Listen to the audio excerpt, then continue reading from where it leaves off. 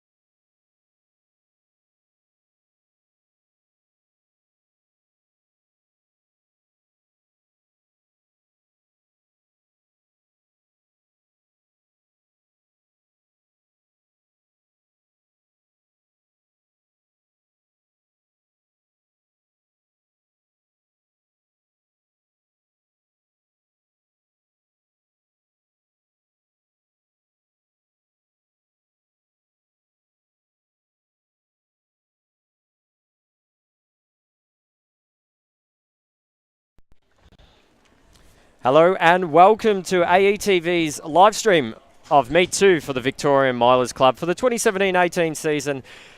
Just gone past there, we've seen Event 1.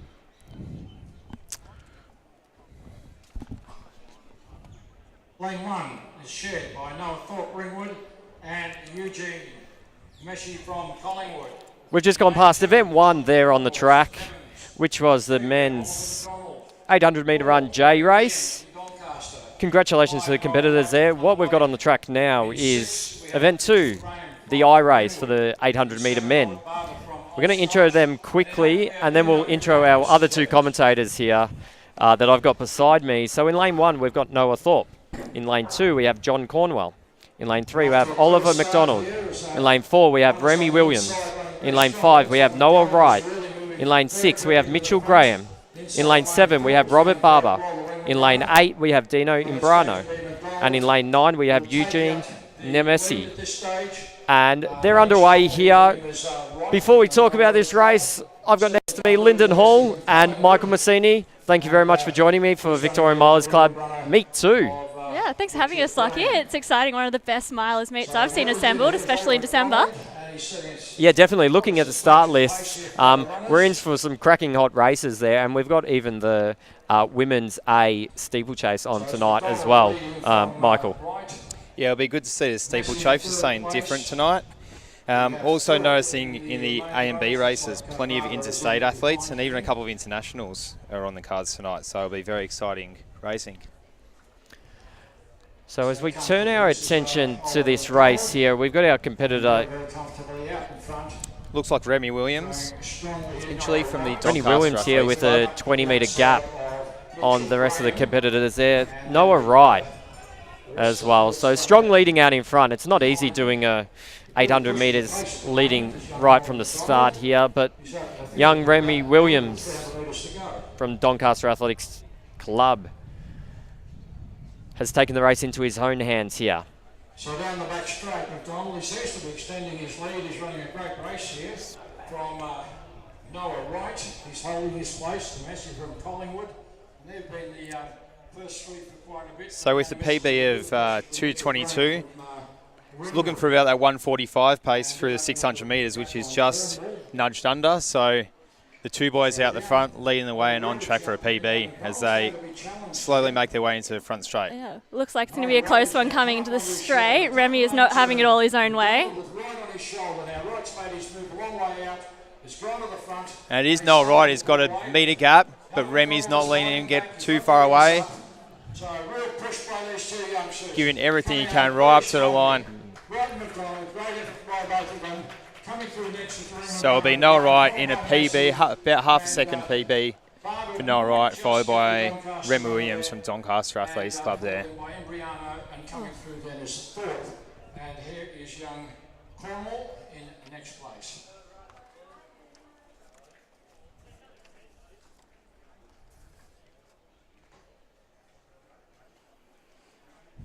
Those people are still arriving. The check-in area is by the white flag there. It's in the tunnel, so that's the check-in area. There's a big white flag. As we get a bit of a gap in between these two races here, we'll have a look at the event timetable. Numbers on, make sure you get the correct number. So we've gone through the first two races here. This Milers Club, they do often change them. Sometimes you work up towards the A races and then switch to the next distance. This Milers Club today, what we're going to do is we're going to work up through the 800s all the way to the A races. We've got a 3,000 metre steeple in there, just before the A and B races. And then we're going to do the men and women A and B 1,500 metres as well. So the real strong races are going to be right in the middle of the competition. As we turn our attention to race 3.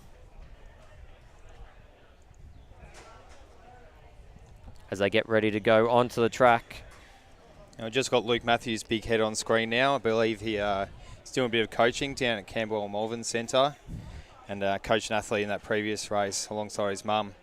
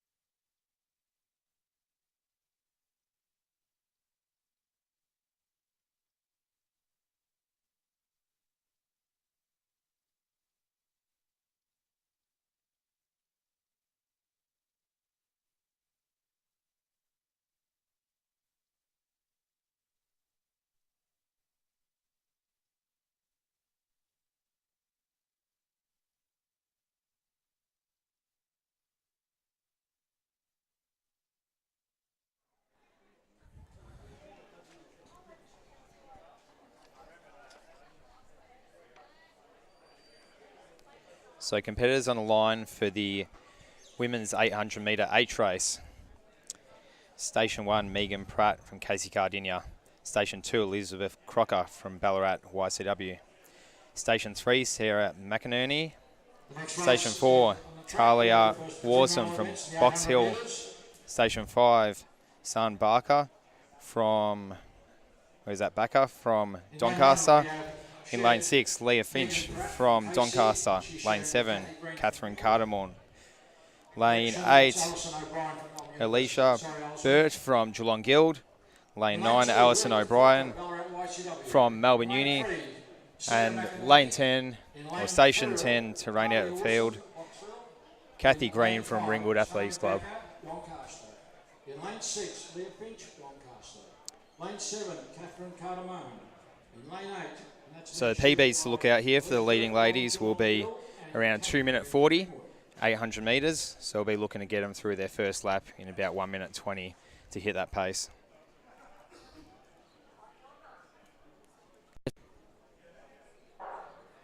Anyway, this first of the women's race, getting off to a great start, there was Cardamone in the black on the outside.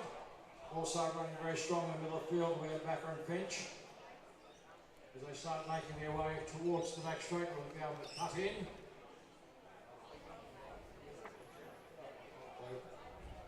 Girls now settling down. Crocker is running well on the inside there. Also, so it looks like a couple of girls from the Doncaster Athletic Club are leading the way up the back straight at about the 200 metre mark. So 36 seconds, you always go a bit faster at the start of your 800 metre race, Lyndon. And I can tell you, based on my training tonight, that bend they've just hit is the worst patch of the wind. So hopefully they get through that part and then get to have the tailwind again that second lap. Yeah, the weather hasn't been too kind today. Hopefully the wind calms down as the night comes. Might play into a few tactics in, sitting behind a little bit, hiding in that wind, and see some big finishes down the home straight. Certainly. Well, it looks like it's all for one and one for all at this stage. Not too much of a tactical race. We're all running for PBs, so hopefully they've got the smarts to follow through. Going through in a 1 minute 16, so that's if they continue that pace, they'll head for a 2:32, well under that 2 minute 40 PB of the leading girls. going through is Kathy Green. And then we have Megan Pratt. Down the back straight, really clearing out is the Boxall athlete there, Talia Worsley. And she's running very, very strongly. She's opened up a huge lead at this stage. So it's Talia Warsom, of a lead of about 20 or 30 metres as they have 200 metres to go. And she looks to be pulling further and further away from the next Doncaster girl behind her. They're looking really strong. So it looks like the top two girls are heading for a PB, Lyndon. Went through the 600 metres in just under 2 minutes, so a bit over 40 seconds to that last 200 as they enter the straight. Yeah, that's exciting stuff, and that's what these milers meets are perfect for, running PBs. It's also great seeing a few of the little athletes out there, a few of their parents, athletes of all ages, racing against people about the looks like same we're getting a bit of ability. a challenge from the Doncaster athlete in second. But yeah, and clock has stopped a bit early. It's stopped at 2:35. I don't think that's the actual time, but I still think the top two athletes will be around just under that 2:40 mark. yeah, so definitely some PBs there from two pretty young athletes. As you said, that's what it's all about, these Miles Club, getting athletes out of their comfort zone and, trying to achieve the best that they can in athletics. So let's go to a short break. And next in the program will be the men's H race.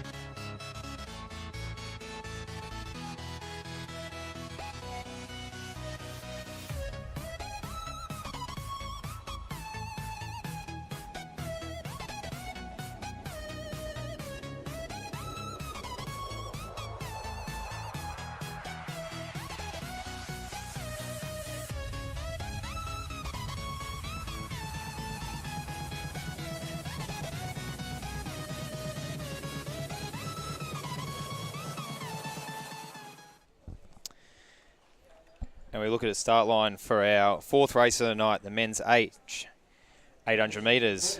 Station 1, Oliver Wiltshire from Athletics Chilwell. Station 2, Adam. In lane 2, we have Eamon Jenkins from England. Welcome here. In lane 3, Will you pick up? Jared Cripps. Lane 4.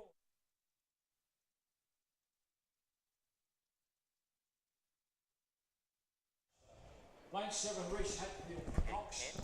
Oh, I've got some. Adam Mile, Richmond.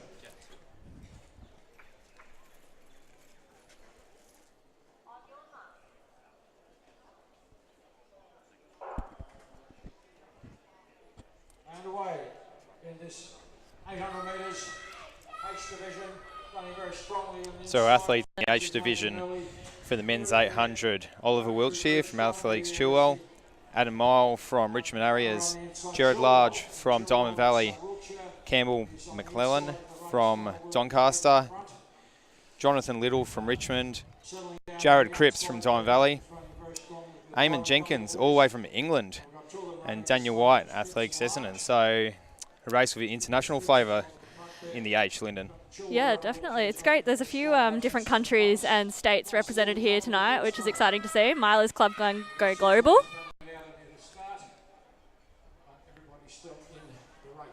But it's a pretty close one so far. No one really making any big moves like we saw in the last race. Really trying to bunch up to get away with from that win that you were talking about earlier. So the PBs of our leading guys in this race is 2:12 as they come through about a 65, so Yes. just under that 2:12 pace. Yeah, so hopefully we can see them hold on this second lap and see some PBs. Hopefully they can all pull each other through. And it looks like Jared Large is going to have a real crack. 300 metres out, he's bridged the gap about 5, almost 10 metres. Yeah, definitely making the most of that tailwind down the back straight. We still have really running strongly up front there. Cripps from Diamond, Not far behind Jonathan Little from Richmond. White Jenkins, 200 metres to go. 180 to go. Oh. They're coming close to the wall of the jump. The early leaders now under serious challenge. They're also coming through very strongly as Wiltshire is in second place. He's running around the outside of it. Running a great race here. The Knox run. And our early leader, Jared Cripps, is being challenged by two other athletes right now. So we're having a close finish down here, but he's looking like he's finding something else. He's going to hold on. Oh, another athlete that from might be a Richmond photo might finish just there. take him in line, yeah. 2 minutes 10 though, so a PB for the first two guys, and probably many more in the race as well. Mile in next place. Also finishing White. So it was, Jared Cripps from Diamond Valley. They got the win in that race.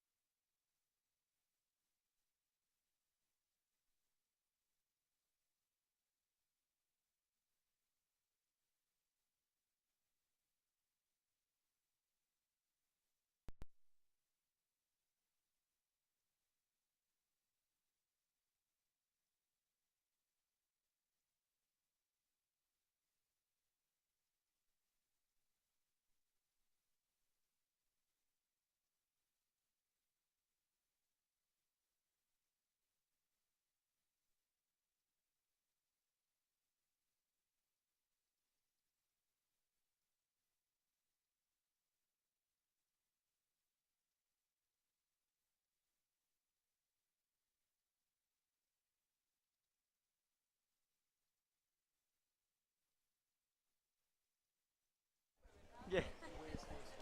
Why? And we're onto the women's 800G race now. Finding their lane, so we'll go through our competitors. In station 1, Mia Lepere from Ballarat. Station 2, Marissa Oricello from Western Athletics. Station 3, Tegan Jerry, South Melbourne. Station 4, Lana Mooney, Ringwood. Station 5, Jacinta McFarlane from Geelong Guild. Station 6, Emily French, Melbourne Uni. Number 7, Demi Martson from Athletics Essendon. And number 8, Georgia Burns of South Coast. Lane 9, we have Shanae Murray of Diamond Valley. 10, we have Shiara Barker. And finally, lane number 11, Michaela Bianco. So all the fastest girls in the field have about PBs of 2:30. So hopefully looking to improve on those times. Demi Marston from Essendon, and lane 8 we have Georgia Burns from South Coast and Michaela Bianco, Diamond Valley.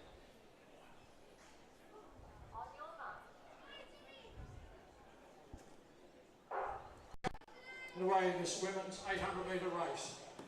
Girls got off to a very good start here. On the outside lane we have both Bianco running very well. They're being joined by the runners on the inside of them. Now stepping out, we have the Melbourne University runner.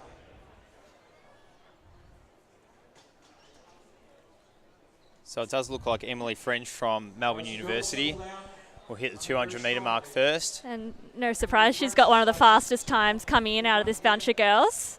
So she's obviously after a bit of a PB tonight.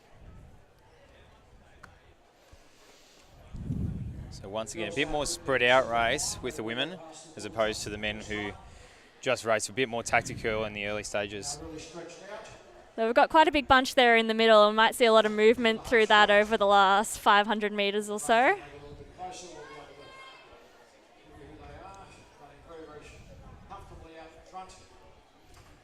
So Emily French, a PB of 2 minutes and 30 seconds currently. So I'll be looking for at least 1 minute 15 going through the first lap. So at 71 seconds, 1 minute and 11 seconds. It looks like she's been closely followed by Georgia Burns of South Coast Athletics. It's French running very comfortably out front. So in 800 running, Lyndon, would these girls be looking to exactly even split if they're running a PB, or would they want to leave a few seconds in the bank? Well, that's definitely going to hurt less running it that way, but it doesn't always happen that way. But it looks like the Melbourne Uni athlete Emily French is really pulling away from Georgia Burns in second. Yeah, about 4 or 5 seconds under the pace that she needs. So she needs to close her last 200 in about 40 seconds, which should be pretty comfortable for her on her way to a PB. Yeah, looking really strong as she comes into the home straight, and she shouldn't be challenged by the girls in second and third.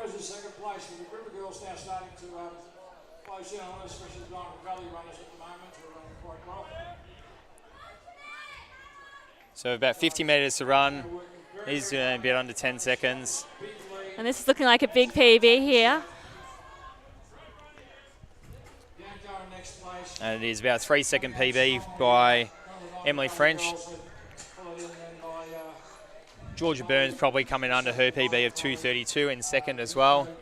Followed by the two Diamond Valley athletes who look like they could have been close to 3 Ps too.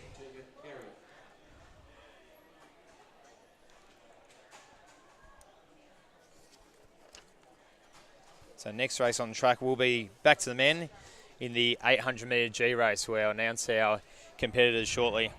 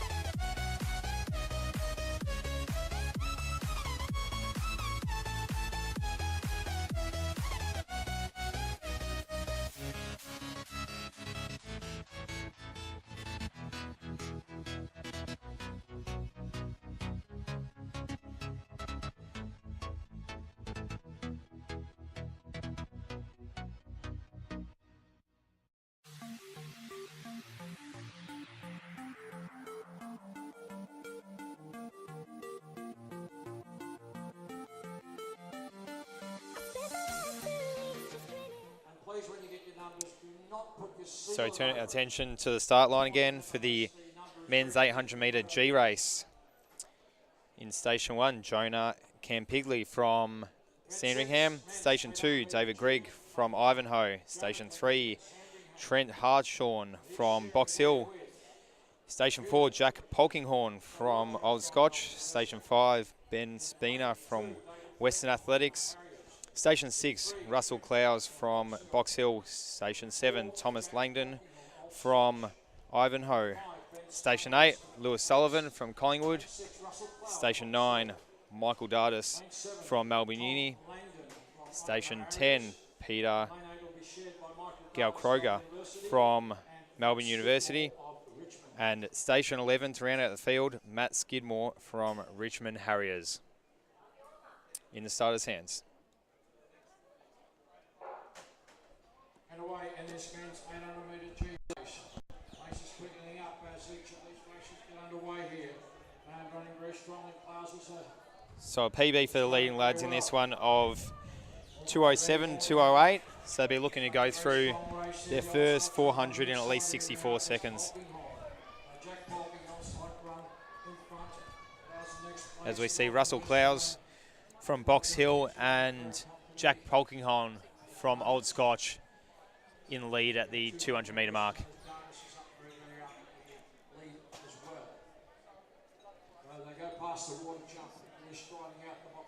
And these guys are really strung out, so that's a bit of an indication that the pace is probably on, which is a good sign for some PBs.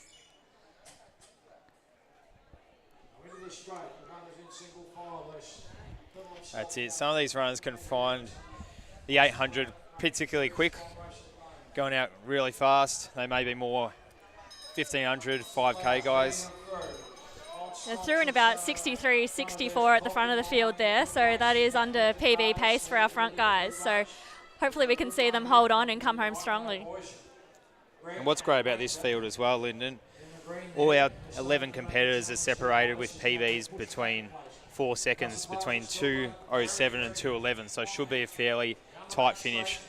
Yeah, definitely, and definitely a good incentive pulling each other through and dragging through for good times. He's got a crowd right behind him now. They're starting to move past. They're going to challenge the leader. And still on track for that 2:08 pace. Bit of movement, about 5th moving into 4th, 2nd moving into 1st. So I think this is Western Athletics athlete Ben Spinner running out here on the outside as he comes down in front of the rest of the competitors. But David Grigg isn't going to let him get away with it, Lockie, from Ivanhoe Gamma. And he's sprinting away from the rest of the pack there, so Tremendous run here. Beautiful running there by Langdon. Takes us out. Langdon possibly very, very I think it was Langdon there. So Thomas Langdon took out the victory and on the inside of him, in that event 6 men possibly second place. G race there. And I don't know if people can't see at home now, but with Lakeside's perfect view of the city here, and we'll see if we can capture it in between the next race. There's a fair bit of lightning and thunder around us, so we're not sure what that means for the meet. And there we go. And if you can see it there in the Another flashing background. distance. So we've got an even better view than what we normally get at Lakeside Stadium with the very picturesque city skyline background there. I'm just watching for our people on Facebook and YouTube. If you do want to stream in higher quality, head over to our YouTube channel, Athletics Exclusive.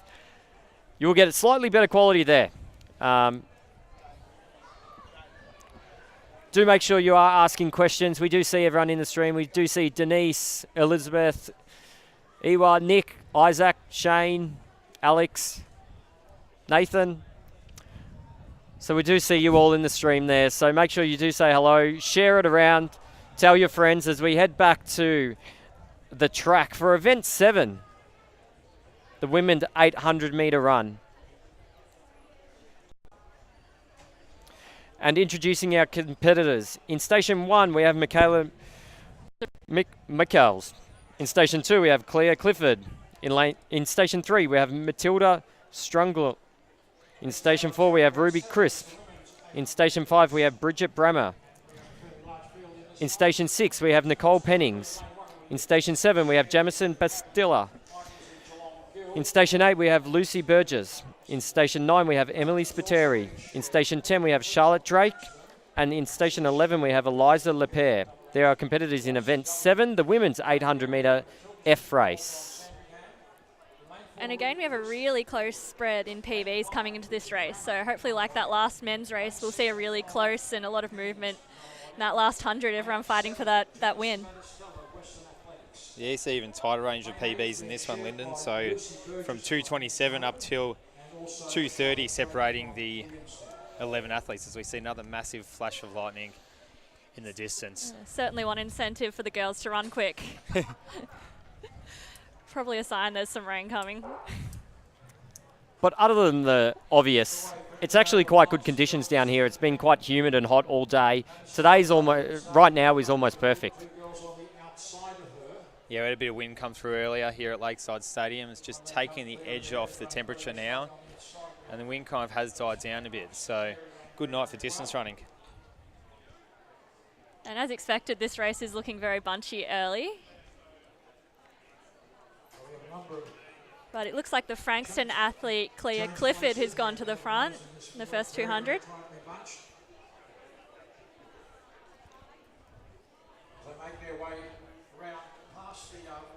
With such a tight pack, I guess you don't want to get boxed in. That could be a danger with these tight packed races, Lyndon. Easily happens in the 800, and it's a short race by my standards, so pretty easy for that moment to pass and you get stuck and it's all over. So got to be on your toes.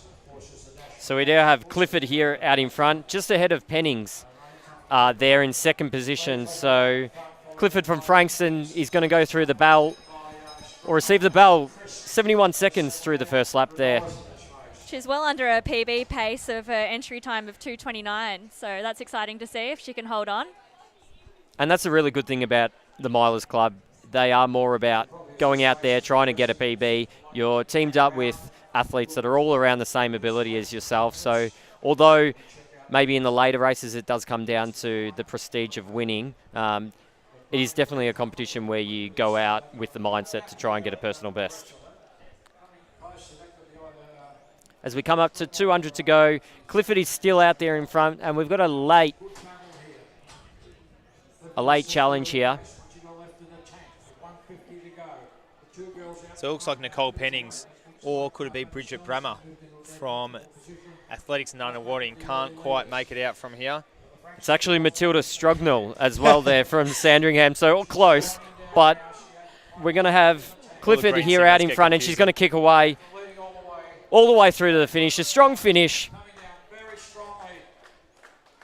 2:29 is the season best here. 2:21.54 unofficial time. Smashed the season best, so a great run to tick the box pre-Christmas. Just makes it a whole lot easier to call when there's two Nunawading and one Sandringham athlete all in a row. Could I ask everybody now, please, to move into the stand? We're having a 10-minute break due to the fact of lightning. So the announcer has just called there is going to be a temporary break just while they monitor the lightning. They've asked everyone to stay safe and make their way in the stands. I guess enjoy the light show. We are having a 10-minute break. Just check to see the frequency of lightning. So a 10-minute break in the program has just been announced while they monitor the situation. So we are up to event 8. The men's F race here on our program. So these boys are in for a bit of a nervous wait during this lightning delay, but hopefully they should be able to stay warm. At least it's not too cold. What we're going to do is going to put you on a bit of a light show here. So we'll show you the background. We'll put some music on. We'll come back when races are set to resume here at Lakeside Stadium.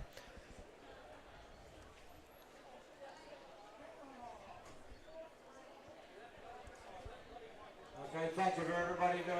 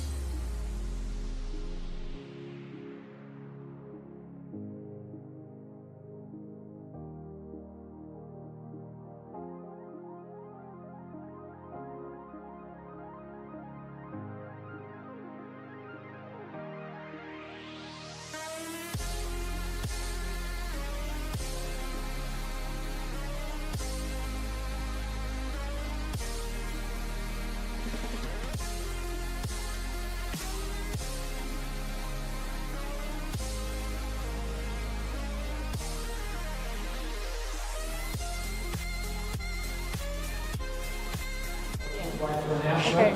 We have 4 minutes before the start of the next race. We will start now moving out. Alright, I might try and grab Keely since she's an interstate.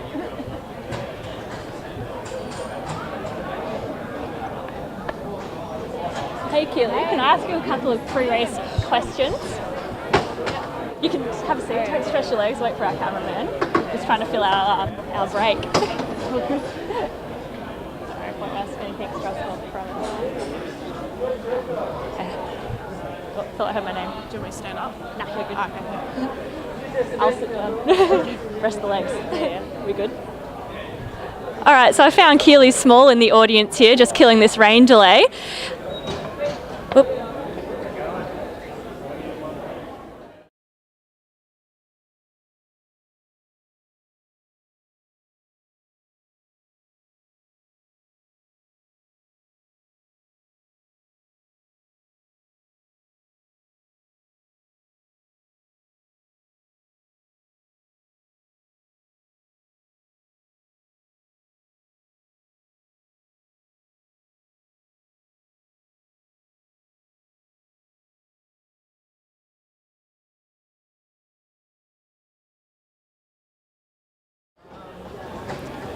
And to fill some of the time, we're going to go to Lyndon Hall, who's roaming around in the crowd here. Lyndon, who do you have there?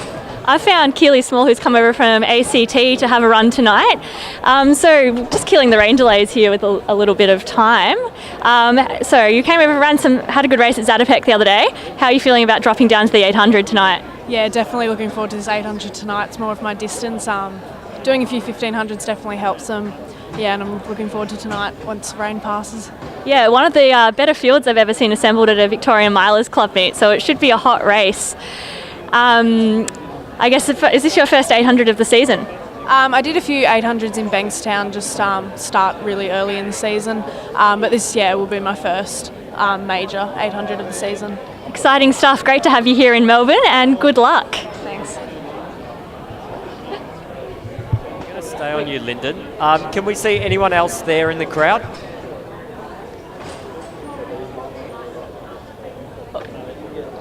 Question? Yeah, what was that?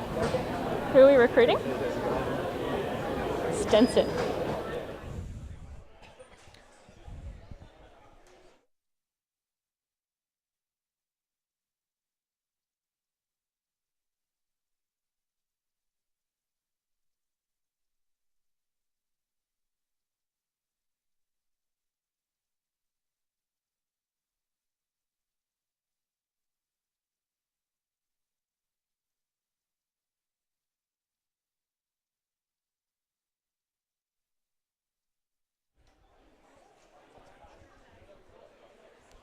And I think we've got someone else there. Lyndon, who do you have there?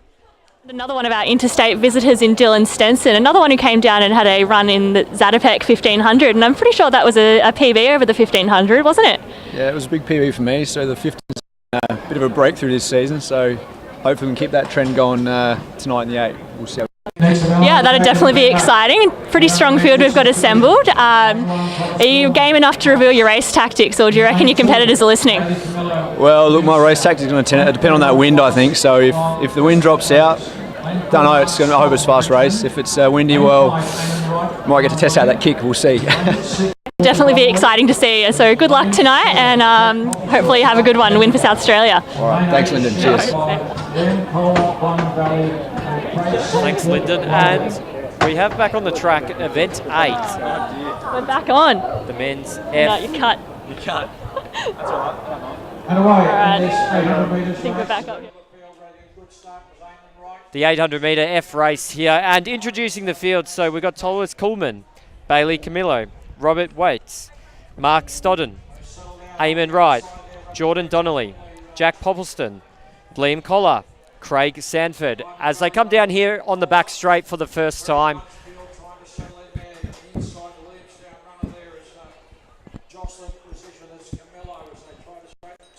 And we've got our collar athlete here from Diamond Valley out there in front on the outside.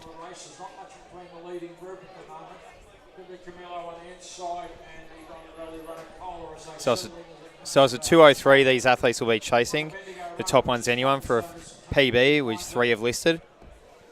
With Bailey Camillo leading the race, heading into one lap.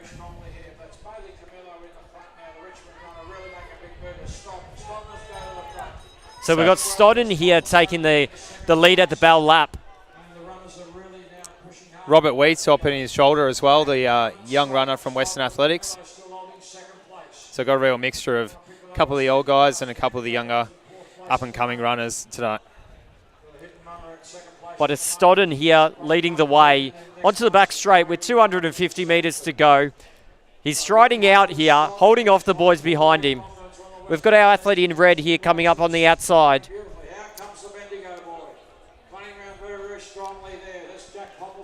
So it's Popplestone here that's kicked away from the rest of the group. So kicked away from Stodden in second position. Popplestone here coming into the front straight. Eamon Wright is chasing hard, the athlete from Nunawading Lock. He's slowly bridging the gap. Popplestone might be a bit too strong.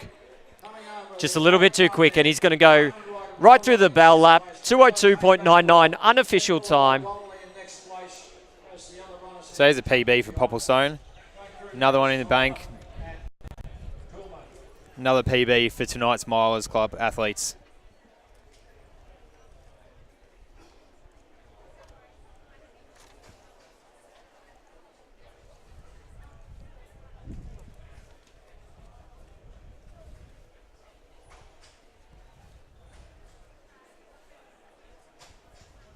Well, the cool change has definitely arrived here as Lyndon put your jacket on.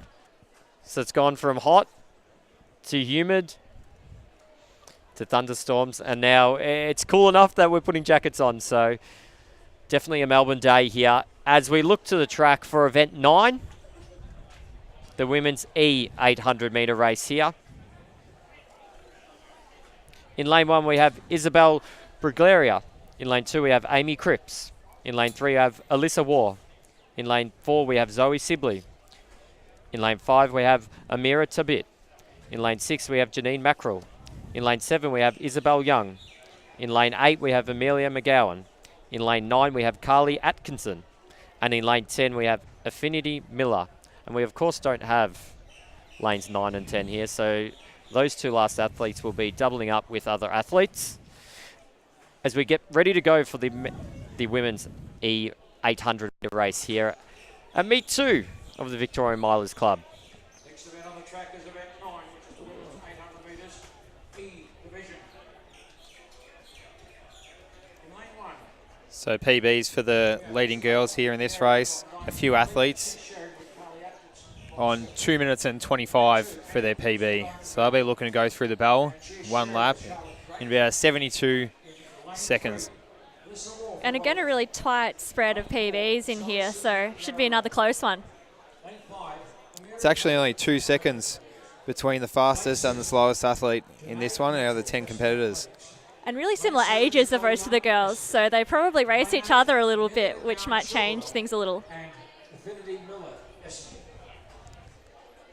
You might even see tactics come into play a little bit if you know who you're up against. And away again, we have a large field in this race, and working very hard on the inside. We have the two shared runners, Bulgaria and Atkinson.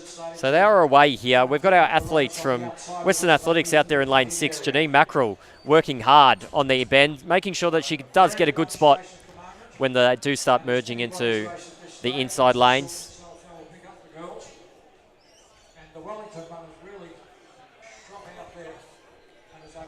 So we've got Alyssa Waugh out here taking the early lead, 600 metres to go.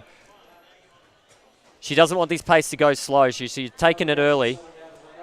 Yeah, she's actually already got a little gap at this early stage in the race.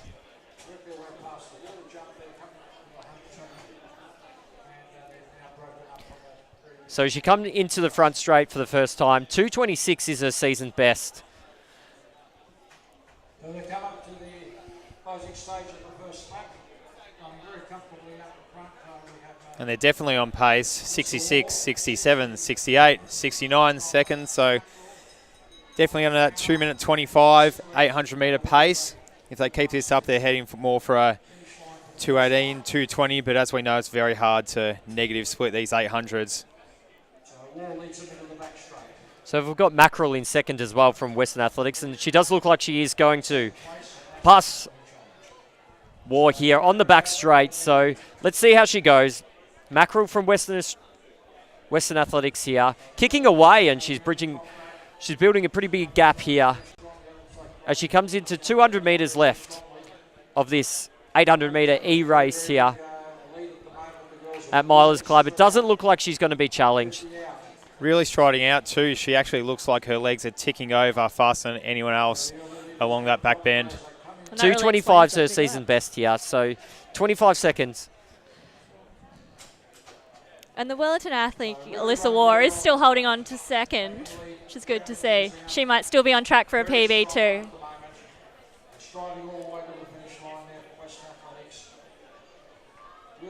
Coming down here, and the clock has stopped momentarily, but it gets back on. 2:23 or so there with our Alyssa War, who took out the early lead there, did a lot of the work in that race. So well done to her, but it was Mackerel from Western Athletics there who took out the victory. And probably a bunch of other PBs in the middle of the field, like with that. A lot of athletes coming in around to 2:26, 2:25. Yeah, these girls definitely went out pretty hard that opening lap and really went for it.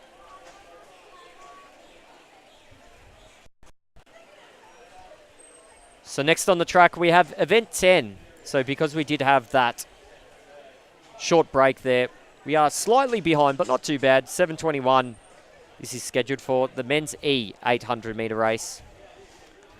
Do make sure that you are commenting. If you've got any questions, we will be interviewing people throughout the night as well. So Georgie Buckley will be down there interviewing the winners of some of the races. But do make sure you comment if you've got any questions on either our YouTube or our Facebook page. A little bit of cheeky inside information on this race. The athlete in lane 2, Taylor Riggy, I've heard that if he runs under 2:04, a friend is shouting him drinks all night. So a little bit of pressure on him. So if we can all get behind him for that sub 2:04, he'll definitely be having a good night. And did you want to intro the race there, Lyndon? Yeah, sure can. Seems so like you've got all the inside info. Yeah, lane 1, we've got Luke McIlvena from Athletics Essendon. Lane 2, Taylor Riggy, the man with the drinks on the line. Lane 3, we have Kirk Shanahan from Western A's. Lane 4, Thomas Scroggie from St Kevin's. Lane 5, Harrison White of Western A's. Lane 6, Cameron Simon from Diamond Valley. Lane 7, Marley Dixon from Canada. So another bit of international racing. Lane 8, Leonard Curtis. And lane 9, Dylan Vowles from Keilor. We could almost start a tally now of international/interstate athletes here at Milers tonight. It might be a record. So we've got Thomas Scroggie here out to an early lead. Harrison White from Western Athletics going with him, but Thomas from St Kevin's is going to take the lead early here. Set the pace.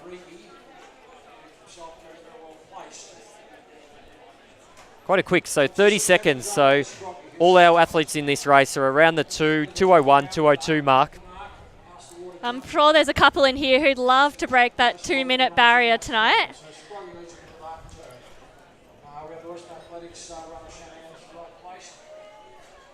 They are right on pace, so you're probably going to want to go through slightly faster than that 1 minute mark to try and make that or break that 2-minute mark, and they have done so. So they've gone through about 59.5 through the 400 metre, but Thomas Scroggie looks to be taking or going to take the lead the whole way through. And he's got quite the gap on Taylor Riggy in second place, and the rest of the field is tightly followed.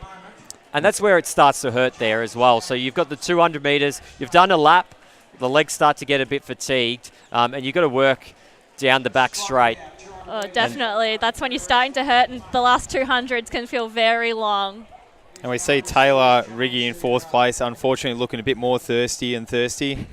Don't know if he'll come out in his bet. Yeah, he might be missing out there. But we do have Dylan Vowles from Keilor St Bernard's here who's made a late charge and got Thomas Scroggy here, but Dylan Vowers from Killer St. Bernard's 202.70 season best here. He's going to work all the way down to the end. Thomas Scroggy's trying to hold on, but he's going to get overtaken there, but it's all about Dylan. 2 minutes, 0.77. Wow, just outside that 2-minute barrier, but PB nonetheless. Awesome racing from the boys in that one.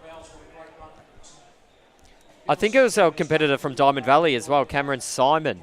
They just got Thomas on the line as well. So Cameron Simon from Diamond Valley in second position, ahead of Thomas Scroggy from St. Kevin's. Who definitely did a lot of the early work, which might have come back to bite him a little bit in the end there.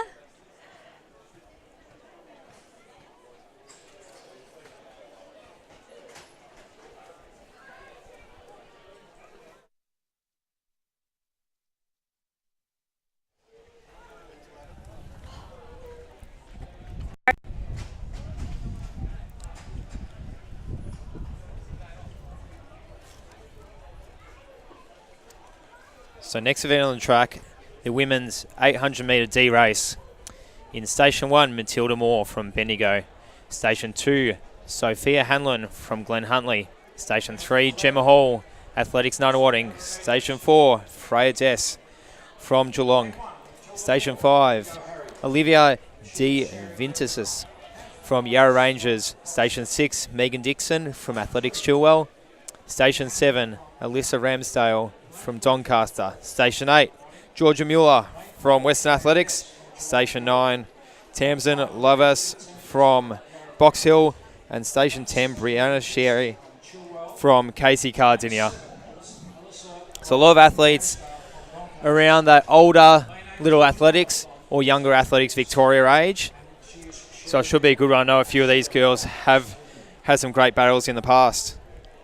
So great to see some distance runners watching the stream as well. We've got Anna Lynch there, Lachlan Aspinall, Lockie White, Liam, Isaac, Jordan Gusman, James Rout, Luke Greco, Aaron Parker. So thank you for tuning in. But we're turning our attention to the track for the women's 800D race here as they come into the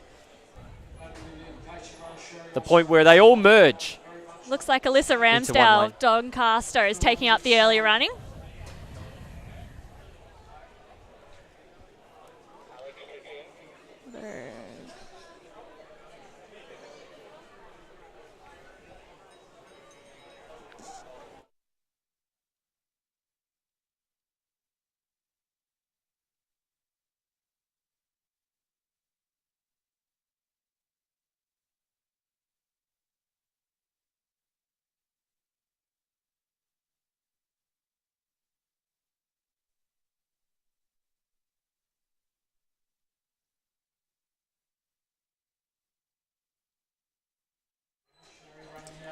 And it's a young athlete from Casey Cardinia in Brianna Sherry come through to collect the bell in first place, just under or fair bit under her PB pace. 2:25 she's hoping for tonight, with the top athletes in this race going for about 2:22.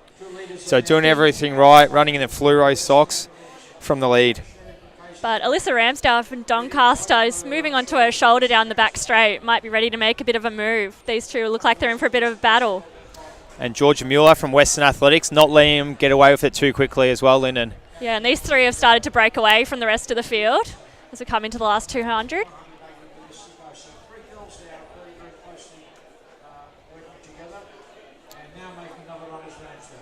And here's Ramsdale.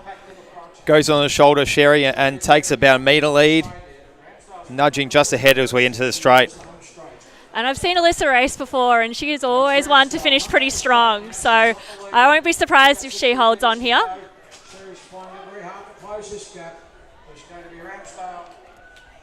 And she will maintain the lead. And the clock has just stopped. May come back, yes. And both girls get a PB. So it's Ramsdale into Sherry in second place in that women's 800 metre D race.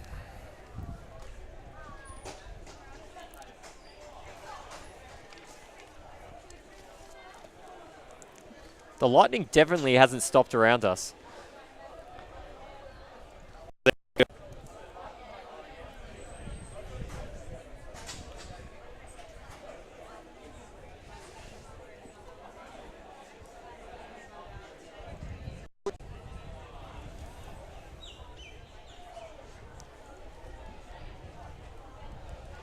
So we turn our attention now to event 12, the men 800 D race here. In lane 1, we have Geordie Hoare.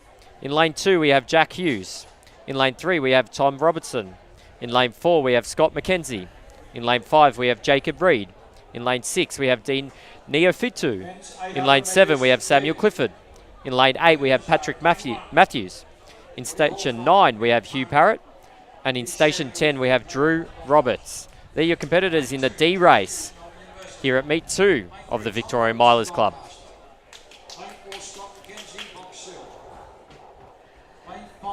I'm quite interested to see how Tom Robinson, the Doncaster athlete, goes, just stepping up to the 800 for the first time. He's been training pretty hard. I've been seeing him down the track, so hopefully his first 800 is not too painful. It's often a hard convert when you're changing distances, usually either being a 1500 stepping down or a even harder sprinter moving up. So yeah, it will be interesting to see how Tom goes from Doncaster. He's got some great 800 metre runners in his training partners, so I'm sure they've given him some tips.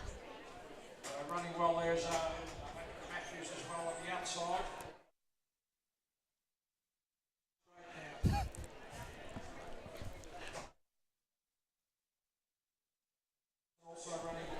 Sounds convincing. So we've got 200 metres into the race here. Tom Robertson. So has he taken too early of a lead? Is he going to be able to hang on here? But we've got Tom Robertson out in front for Doncaster. I hope he hasn't forgotten that he's not in a 400 and actually is a 2-lap race. I'm sure he's got his head switched on though. And So- hopefully he remembers what the bell means, that you're only halfway. So we've got Jacob Reed here on his outside challenging him. He's going to go through in first place. So 57 high through the first lap. We've got our men's own athlete. As Geordie Hoare goes onto the shoulder, it's always a bit dangerous passing on the bend because you are actually giving up a bit of distance in order to take that lead. It's often better to pass on the straight, but it doesn't seem to faze Geordie too much as he bridges a gap of about a metre or two into the lead on the back straight. So it's 156 that our leaders are trying to get a PB tonight, all the way down to 2 minutes. So leaders going through in under a minute 30 are well on track. So it is Geordie here that's going to take him into the front straight in the lead here. But we've got our Box Hill athlete. In Scott McKenzie. And he's So really charges pulling away towards the from the other two.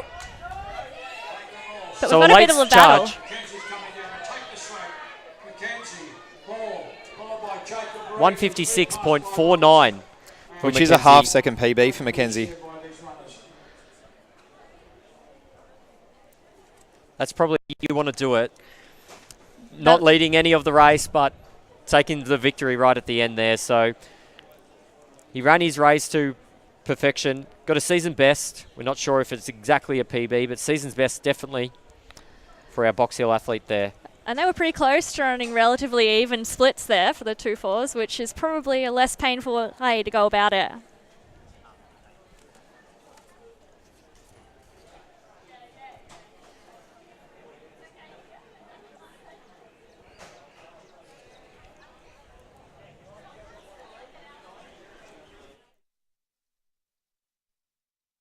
There's no complicated names.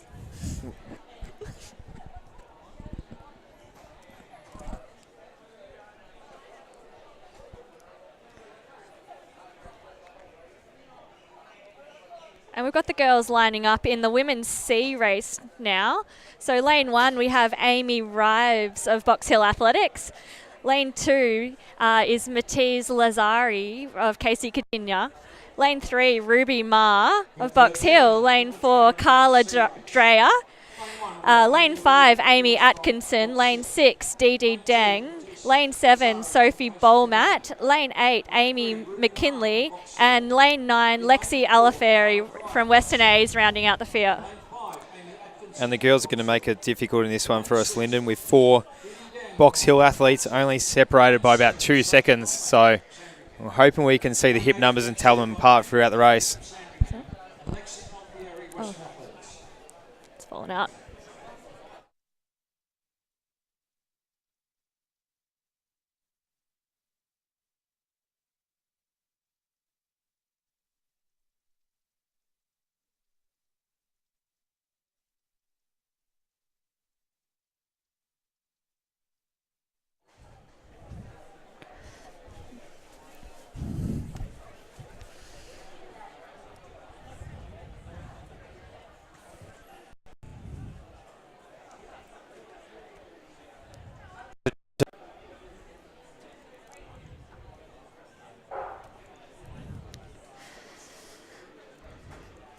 event 13 here. This The doesn't girls, match.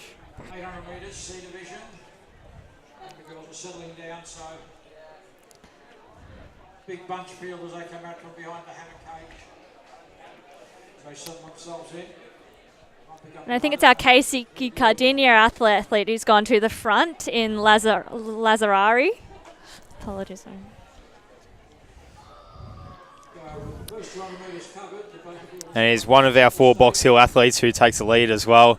Once again, we'll have to wait to see their hip number to determine exactly who that is. But the Box Hill athletes, maybe a bit of a tactic, all fairly closely bunched at this stage in the race. It's actually 5 Box Hill athletes to make it even worse. Jeez, they could have almost done this at training. So it is Amy Atkinson, hip number 5 from Box Hill, who leads the way in this race. And she comes in with the fastest PB, so no real surprise that she's gone to the front. And gone through a 106, which if she wants to run exactly evenly, she needed a 108. So 2 seconds in the bank, fairly nice way to do it. Challenge here from this area. Is also just starting to move past her. Box Hill, we have a very large group here from Box Hill. And the athlete from Casey Cardinia in Matisse Lazari moves to the front, bridging a couple of metre gap as we have 200 metres to go in this women's C 800 metre event. So about a 141 through 600, which is right on pace for a PB for Matisse. And she's starting to open up a bit of a gap on Amy Atkinson, the Box Hill athlete. The first of our 5 Box Hill athletes.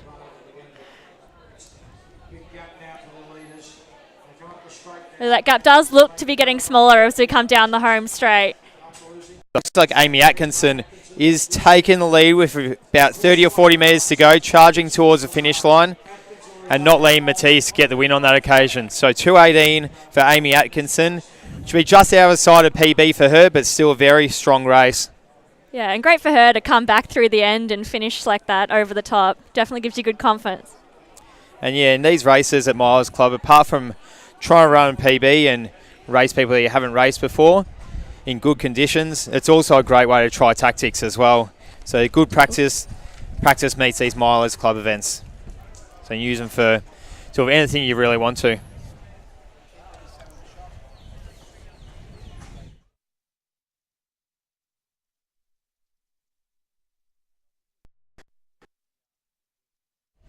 Our winner of the race, Georgie, who have you got? Done that time in 2:18, winner of the women's C race. She went in with the fastest time. What were you thinking going into the race with such tough conditions? Well, to be honest, I was a bit worried about the wind. But yeah, I was just really looking for a good race. So you went through in 66, which really set you up for a good time. What were you thinking coming into that first lap? I knew it had been a tough first lap, but yeah, I was really willing to give it a shot. Well done. So what's planned for the rest of the season? I'm hoping for nationals in March, but yeah, I'm really excited, really ready. And all the best with that one, and back to you guys up at the stand. Thanks. Thanks, Georgie. So next race on the track is the men's 800 metre C race. In lane 1, Jared Woods from Diamond Valley. Number 2, Sam Williams from Wendouree. Lane 3, Rick Whitehead from Athletics Waverley. 4, James Wiseman from Old Scotch. Lane 5, Felix Lonigan from South Melbourne. Lane 6, Mark Richards from Knox. Lane 7, an interstater in Luke Fangs from Queensland. In lane 8, Old Melburnia's Nicholas Padusis. Lane 9, Wyndham Track and Field, Lee Lewin. And lane 10, from Casey Cardinia, Lachlan Hurd. As the rain just starts to fall, some fairly heavy drops falling upon Lakeside Stadium. With Sam Williams from Wendouree taking the lead in a very tight-packed field in this men's C race, Lyndon. Yeah, and definitely you can see how strong this meet is. Some of these boys usually get a run in the 8 race at a Vic Milers meet, but they're in the C race tonight, and that's going to be pretty quick. So 152 is the time that a couple of the top boys will be chasing. So for a range of 152 to 156 for all the runners in this event. So as you mentioned, our A race later on tonight is pretty hot with a couple of Olympians in the mix. So to get running the C is an awesome effort with some speedy times coming up, I'm sure. And they're right on about that pace at about 56 seconds that they're looking for. And it's Sam Williams from Mark Richards in Knox. And James Wiseman from Old Scotch not letting him get away with it as well, moving up on the shoulder of Sam Williams. With Mark Richards taking about a metre lead, 200 metres to go in this race, with Wiseman closely following. But Richards making the gap, extending his lead as he takes a bend and slowly, or very quickly actually, moves into the straight. But there is a big pack following. They're all spurring each other on. Everyone wants to get their upper edge on their competitor. But it's all Mark Richards tonight in the men's 800 metre C race. 10 metres to the win. 1 minute 53.1 from Mark Richards from Knox. So he'll just miss out on a PB by 0.2 seconds, but great racing for all the boys there and an awesome hit out. So that was a pretty exciting race. I reckon it was one of the best we've had tonight, Lyndon. Yeah, and pretty exciting to be in, that close to your PB in December and running it in the rain. That's it. I reckon the rain might have slowed him down a little bit, but obviously it didn't.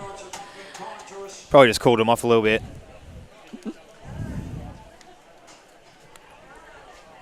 We are off for 10 minutes.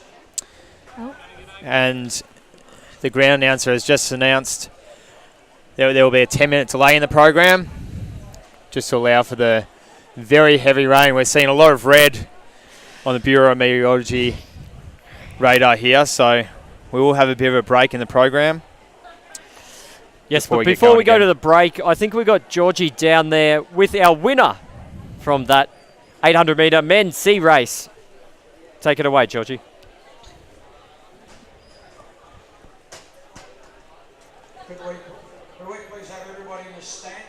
Time, and you've gone through in about 56 seconds in the first lap.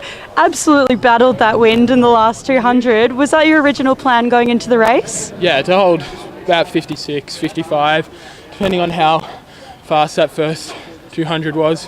Had a pretty significant tailwind, but the headwind on the front straight was equally significant. So, but yeah, it's executed it pretty well. So yeah, I'm very happy.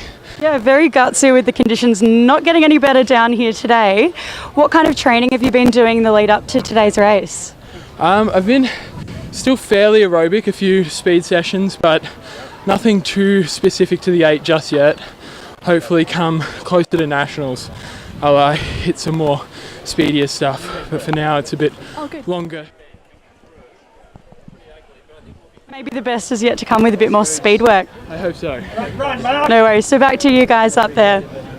Thanks, Georgie. And I think we're all getting told to get off the track, so we might have to call you back up into the grandstand. We've got another bit of a break here. Classic Melbourne weather. We'll show you a bit of the skyline here, you can see with the event timetable. We're going to put some music on until we are back. We'll see if we can get some interviews with athletes in the grandstand. But for now, we'll leave you to some music.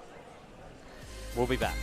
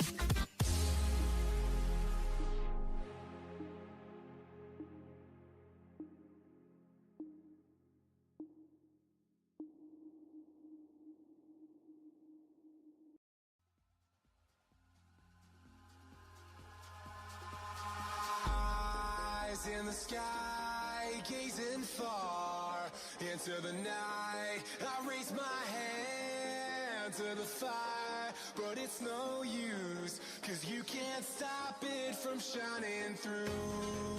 It's true, baby, let the light shine through. If you believe it's true, baby, won't you let the light shine through for you, for you, for you, for you, for you, for you, won't you let the light shine?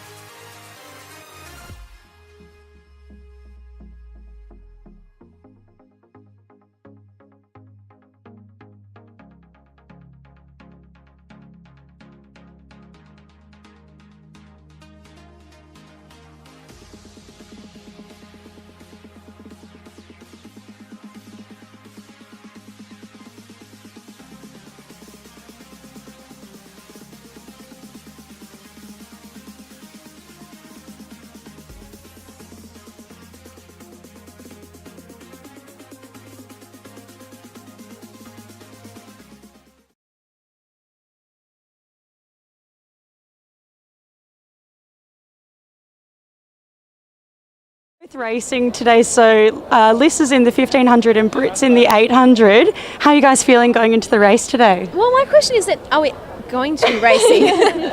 That's what I'm unsure about, whether we're going to be, if it's going to be continuing or are we going to have to do a session in the rain? I'm not sure. But yeah, I've been a lot of lollies, so I'm kind of ready to do something. What about you? Yeah, just went for a warm-up and... Not sure, yeah. So I'm guessing they don't get this in Queensland, or at least if they do, it's a bit warmer. If hypothetically you do run today, it'll be your first 800 for the season. What are your thoughts? It's a really stacked field going into today's race.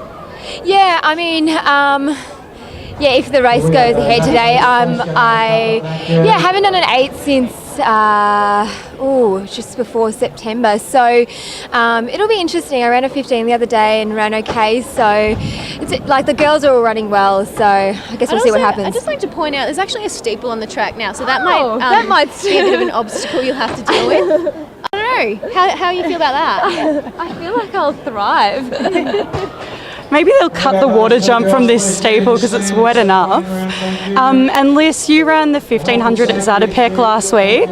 What are you thinking going into this 1500 from the way you handled the race and the way you went into the race last week as opposed to tonight? Hypothetically. I think I really just need more races, I think. It wasn't my best race on Thursday. I don't really know exactly what went wrong, but I think that's kind of like, being a human being and running and all that. It's not, it's unpredictable basically. And as you can see from behind us, we're getting a little bit wet, so we're going to end this interview here. Back to you.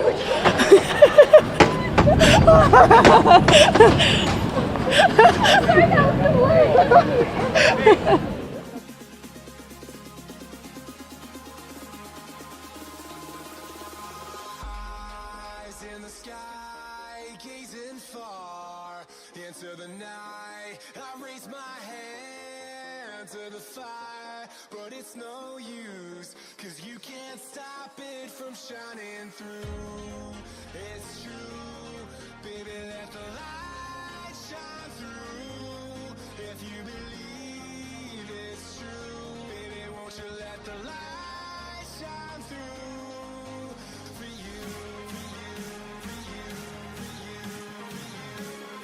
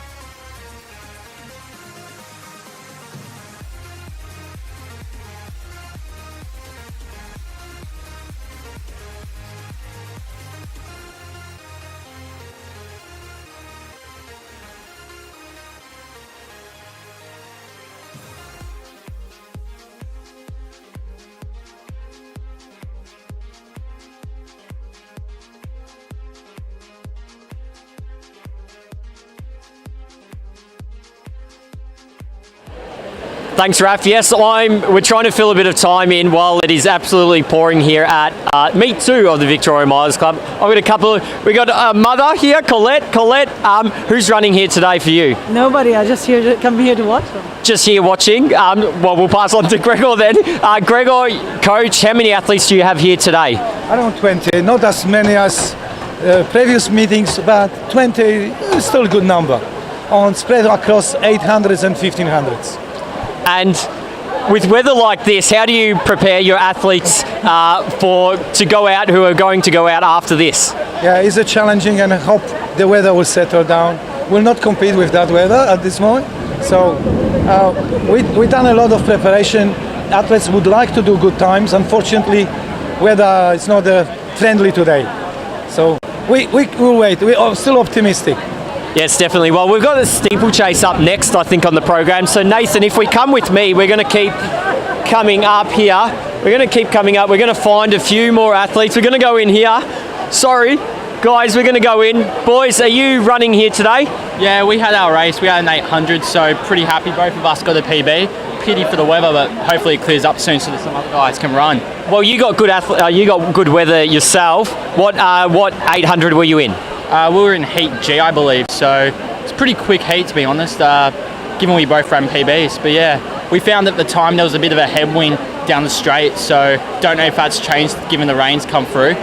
Good job. And, buddy, what was your name and what time did you run in your 800? I'm Tom and I ran 2:08 in my 800. Yeah, so thank God the conditions held off, because if you're running in this, God, it's so bad.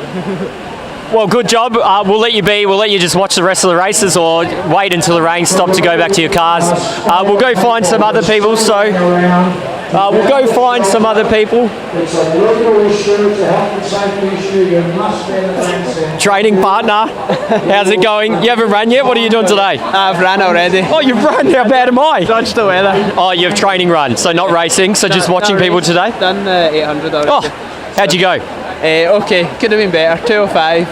Season's best, but looking for more. You can tell how much attention I pay on the live stream here, and we're getting a bit of thunderstorm here. Are you hanging around for the rest of the competition? Yeah, hopefully, if it stays on. Okay, we'll keep going, we'll leave you be. Keep coming down, we'll find some more athletes. Keep running away. Did you want to go? Are you running today, Wolfgang? Yes, I am. Have you? So what are you running? 1500. And you're a little athlete, so you've done little arts. You did states on the weekend. How'd you go? Good. Got 2 seconds. And what are you going for today? Sub 4:30. And is that a personal best or a season's best? Yeah, it would be. Well, good luck. Hopefully it stops raining for you and you can get out there. Okay, we'll keep coming. Oh. How's it going? Yes, we've got the live stream. We're trying to fill a bit of time. Show us what you got, Nathan. We'll see some of the shoes down here. Tell us about what you've got and I guess what your support does for the Victoria Milers Club. Yeah, so Saucony sponsored Vic Milers Club for a little while now. So basically we sort of come down every meet to talk about the spike range that we offer through some of our retail partners. So we've got sprint specific, middle distance, long distance, and cater for a full range.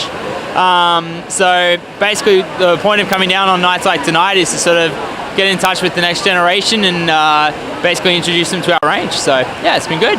Well, great work, and I know Silcani's been a supporter of the Victoria Miles Club for as long as I can remember, so great job supporting the cause. We're going to keep going and finding some more people. We're going to come in here, Nathan. Sorry. We're going to come, we've got some more guys over here. We're going to come in here with our camera person. Boys, how are we going? Not bad. What's our names that we ran today? Not having Not running at all? Anyone here running? In the end. We're supposed to, but won't happen. And so what heat of the 1500 are you in? I'm guessing it's probably not a very high, To be honest, high number. Yeah, I don't know. No, it's like D or something like that. That's right. It's all about personal best here at Wireless Club anyway. So, boys, who else have we got? Who? Yeah, Joel, I'm running in the D race, so with Brentos here, so Yeah. And what time are you going for? I'll put down a 4:18, so anything around there, I'll be stoked. Great work, and we got some boys behind us. What's your name? What are you in the D race as well? Oh no, I was in the 1500 C, but I injured my foot, so I'm not racing. Not running today. Are you all training partners, or just know each other through running? We just it's like good mates. Just mates, good mates. What's your name? And what race are you running in today? 1500 E. And you've been up Falls Creek a couple of times before. I think I remember seeing you there last year. You're going up again this year. How much does that mean? I guess you're racing pre-Christmas, so pre-Falls Creek. Do you notice a big difference? Yeah, big difference in the racing, yeah. Go shy when you go on camera. Boys, we'll go quickly because I can't really reach over, but you're all running 1500s? Yeah, all in the C race, all the rest of us. And what times are we going for? Hopefully PB, and the 405 mark, I guess. Yeah, PB, around that. And we're running? Yeah, I'm running with them. And I can't reach over, so sorry guys, I'm going to leave you all there. But good luck, enjoy. Good luck at Falls Creek if you're all going. And we'll go. And we're going to show a bit of the track here as we look through. Oh, sorry, can I have a chat to you?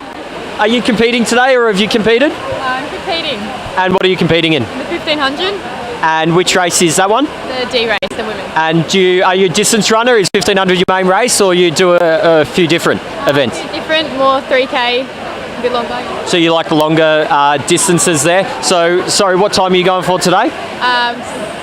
Around 5. Yep, Great work. Have you broken 5 before? not yet. Well, fingers crossed for tonight. You know what? When it rains, it's not very fun running in the rain, but generally after the rain, it is quite good. It gets rid of the humidity and things like that. So we'll see how we go. Too right. Well, pretty cool. Are you father, coach? No, coach.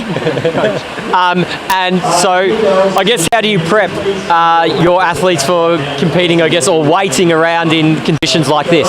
Yeah, well, you've got to run. Everybody's got to run in the sun with the same conditions. So, we'll take what we've got and, just go with that. Okay, well, I'll let you go. People are making faces at me behind me. Good luck for your run. I hope you break 5. We'll come over here. We are getting slightly wet. We've got a Victorian athlete here. Are you running tonight?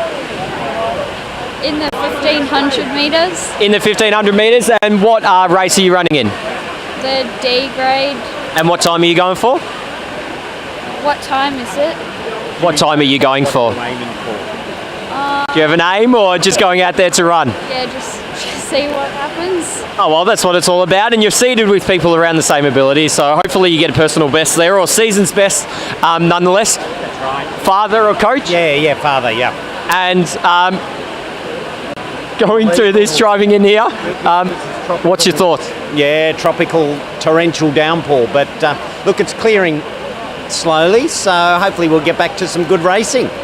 Well, hopefully it doesn't come around again like the last time. Can we have a chat with you guys? Are you guys competing today? Yeah, And what are you competing in? the 1500. And what time are you going for? I don't know. Don't know, just going out there to run. School Sport Victoria, jumper on. Have you done the secondary schools? Primary school. Primary schools, far out. Not very good at guessing. What did you do at primary school? I came 34th in the state cross country for 12-year-old girls. Well done, congratulations. We'll keep moving on. We've got one more. Are you competing today Yeah. for Williamstown? Yes. And do you do Milers Clubs all the time, or this is your first one? Occasionally, yeah. And what do you like most about the Milers Club races? You get to compete against people all at different levels. Well, good job. And you get to compete, and hopefully you run a personal best tonight. Yeah. Okay, we'll let you go. We'll back out, and we'll see. The rain doesn't seem to be slowing down very much here. We'll have a look. We'll come around and we'll chat to some more people. Sorry, girls, can I jump through? Are you all running tonight? Yeah. Yeah, hopefully. Hopefully in the 1500 metres? Yes, in the 15. And what's our personal best for the 1500 metres? 4:56. And do you think it's a good chance of getting that tonight? Yeah, hopefully run a bit faster, but the weather will, it'll... We'll see how we go with the weather. And what was your name? Jamie Lee. And you're doing the 1500 as well? Yeah. And what time are you going for? In this weather, I wouldn't know, but my PB is 4:47, so, that would be good to get a PB. Definitely break 4:47 tonight. Perfect conditions. It's not as hot anymore though, which is good. And sorry, what was your name? Georgia. Georgia, and you're competing, you're doing 1500 tonight as well? And what time are you going for? Well, I'm just mainly doing it for fitness, just for a bit of a run. That's all right, nothing wrong with that. So you're not going for any time specific, just going out there, having a fun run in the rain? Basically. That's it. Okay, girls, we're going to pass through. We're going to have a chat. What's your name, buddy? Reese. Reese? Yep. And 1500 tonight? No, I did an 800. 800, how'd you go? I did pretty well, 2:11. And you're just watching friends here or family, or? I want to watch the fast races, the A races, yeah.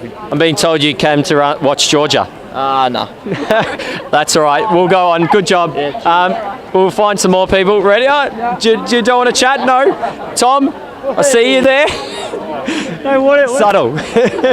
Tom, 1500. Don't be like Luke, where I asked him if he was running and he's already raced. You haven't raced tonight? I'm not even racing tonight. Not racing tonight? That's all right. Go away. Sauce, not racing tonight? No, mate, I'm recovering from James Rout and Adrian Phelan. I'm getting ready for the beer mile. Next year, I'll just come off schoolies, so I'm real ready. I'm up and ready to go.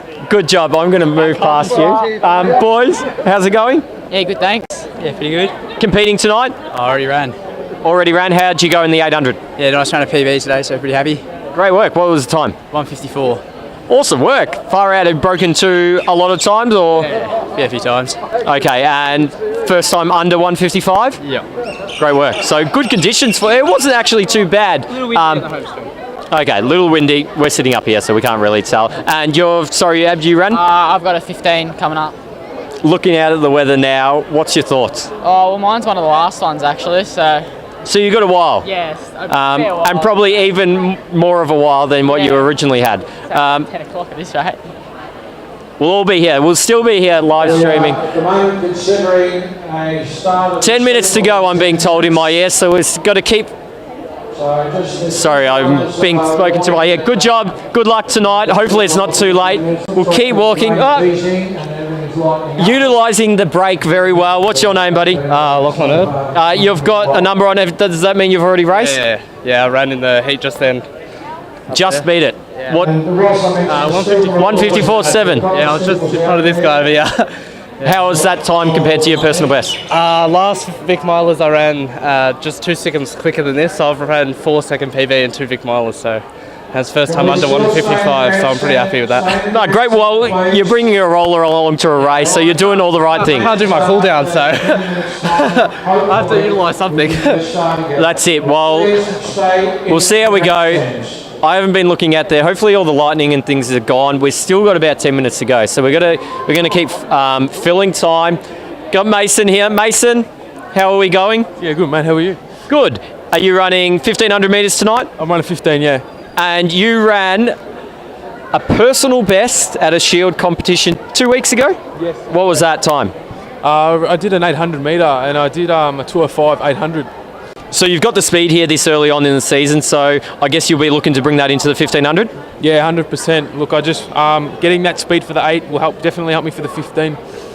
No, great work. So, sorry, I don't know if you said what time are you going for tonight? I'm hoping to go for a 4:05 tonight. Great work. Thanks. Are you a bit nervous with the rain? I'm not nervous. I'm just thrilled to race tonight. And what race are you in, sorry? I'm in the men's C grade. Well, good luck. See you around. I'll see you at Essendon. for training. We're going to keep walking around. I can see another few people here. Oh, I can see lots of people. Daniel White. Daniel, how are we? Not too bad, Lachlan. How are you? Good. You're on live stream. Say hello. Competing tonight? I did in the H race. So. And how'd you go tonight? Just got around, I think something around 2:20 or so. But we're busy with work. It's just nice to be out and having a race. And I remember we used to train together. I remember running around. You were always the one that we're all going for in the 800 or chasing down in the 800. So great to see you still out here running. I know you're busy with work and things. We've got Liam down here as well. Liam, I'm going to jump in, have a chat to you. Liam, just down watching tonight? Yeah, just watching. Just down to watch my girlfriend do the steeple and try and do a session after this. So. If they ever get out here on the track, you would think the steeple people would be able to run in the rain, but I think it's more for the lightning. How's your training and things going? Yeah, good. Getting right back into it now, so I'm doing some pretty good sessions at the moment, and hopefully doing all right one tonight when it clears. So yeah. Can I ask what's on for the session tonight? Quarters. So yeah, bit of a stereotypical session. So I don't know. We'll see how it goes. Yeah. No, well, good job and good luck. We always love watching you run around. It's killing it in the marathons at the moment, so good luck for all the future. When's our next race? Probably mid-January, doing a half marathon, Cadbury half, and then probably looking at some road races after that, yeah. And are you going up to a Falls Creek or anything alike over the break? Yeah, hoping to. I haven't organised my accommodation yet, so yeah, a couple of guys pulled out, so I'm not sure what I'm doing about my accommodation, but yeah, the plan is to go up there for a week or two. That's all right. There's a few couches, I'm sure, that you could find and just jump along. I'm sure many people would love to have you. Raf, I have no more other people, so I'm going to throw back to you. We can come out now. Hopefully you can hear me. We'll throw back to some music. I think we've just been called back out onto the track. So the rain has stopped. We're getting ready for the next races. We'll join you back in commentary.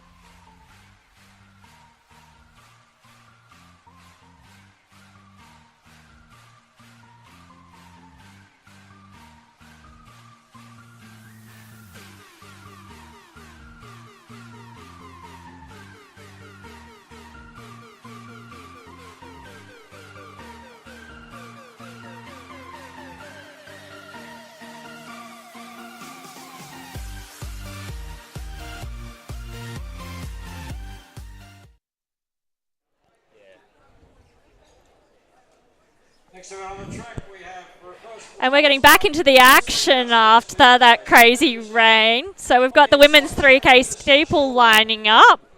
Kelsey Vickery, Mentone. Stella Radcliffe, Melbourne University. Welcome to New South Wales, Paige Campbell. Sandringham, Alice Oakley Kerr. Messenden, Charlotte Wilson.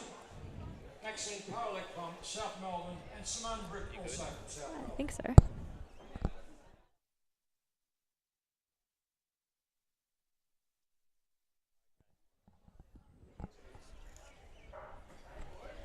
And away in this women's steeplechase, the girls So as they get underway, we'll go through the names. So in lane 1, Shannon Peterson.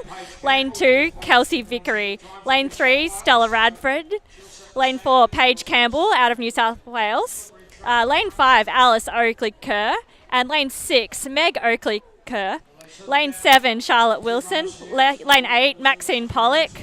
And lane 9, Simone Brick.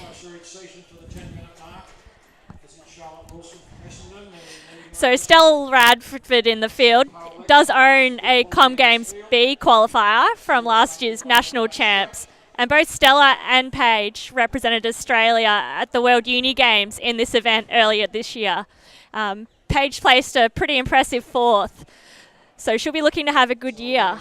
She's recently run PBs over 3K and 5K, so probably ready for a big one here. Yeah, it's exciting that the steeplechase is on the Milers program for something different, and a few of the leading girls in Australian steeplechase have come along for the night, which is great to see. Yeah, and these 3 have already broke away, and that's what you expect on paper. They've definitely got the quickest PBs. So yeah, Paige Campbell on our list, we've got at 10 minutes, Charlotte Wilson 10:03, and Stella Radford at 10:24. So they will be the leaders in the group. And Stella actually has a PB of 9:54, I believe. So there you go. That must she be does a have the season's potential best. to run a bit quicker. Kelsey Vickery, Simone Brick, and Sharon Pedersen. So I've also got Alice and Meg Oakley Kerr. Actually, it does only seem that one of the sisters out there today. Seed time of 7:49, which probably indicates they haven't done a 3K steeple before. They've just done the 2 and are stepping up tonight for something different, which will be very challenging, but I'm sure it'll be good training nonetheless.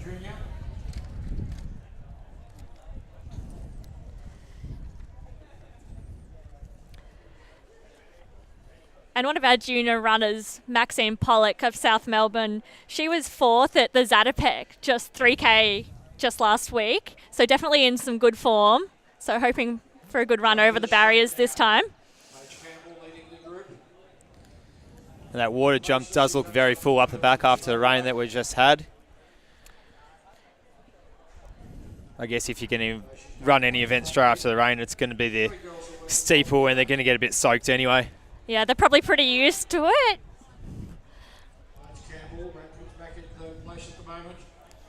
So 2 laps down, Paige Campbell still in the lead from Charlotte Wilson and Stella Radford.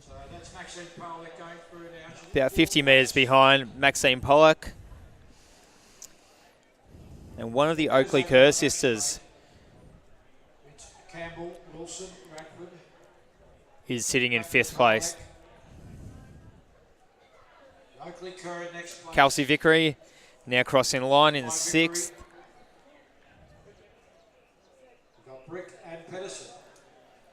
Followed by Brick and Pedersen to round out the field. 2 laps into our 3K steeple event.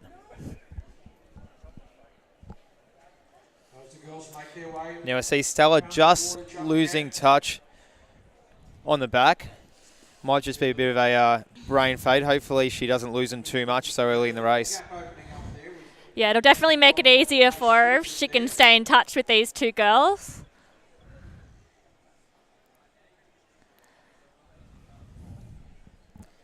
Have you ever tried a steeplechase yourself, Lyndon? I once did a 2K steeple at Sunbury Little Ats, and I only did it because it was hot. I never tried it again. Never again. That sounds about right. Very, very tough event. I remember I did it about 5 times in one season. Got to nationals, and that was when I retired. So it's a event for the strong-minded, I think. I think most distance runners do give it a crack, try it out once or twice. It is a bit fun, as you said, Lyndon, especially in the hot weather. Get a bit wet, something a bit different.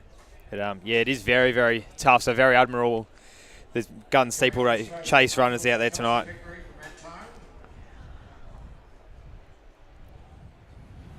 So it is Charlotte Wilson who is leading the way just over the barrier there, followed by Paige Campbell. Now got a gap of about 20 to 30 metres on Radford. Two-lady race at the moment. Wilson, right on his shoulders, Paige Campbell, as they both go through the water jump. Going now to Radford in 3rd place.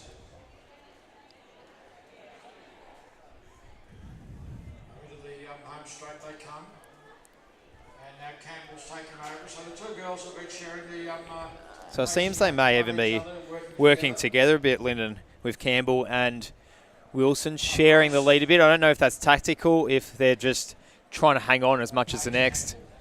Yeah, definitely not a bad tactic, Dick, to team up, especially a night like tonight where the conditions were a little bit rough. Definitely helps the laps. So Maxine Parlick still running nice, comfortably. That World Junior qualifier, 3 laps to go.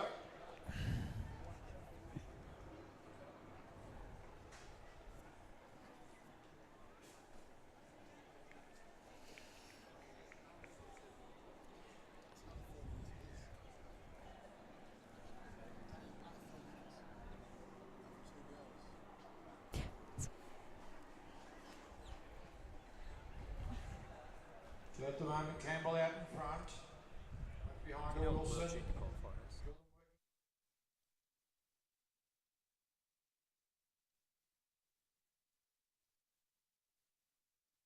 Now opens up a bit of a gap now. She's starting to come into the straight. Looks like Paige Campbell's starting to pull away from Charlotte Wilson. Line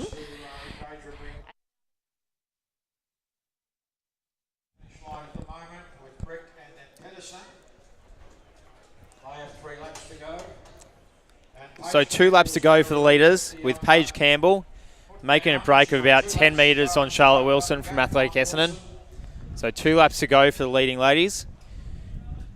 And Stella Radford from Melbourne Uni, about 50 metres back, just passing the line with 2 laps to go. And it looks Paige Campbell passing the discus cage on the back straight, about 700 metres to go, just extending her lead, looking very comfortable indeed.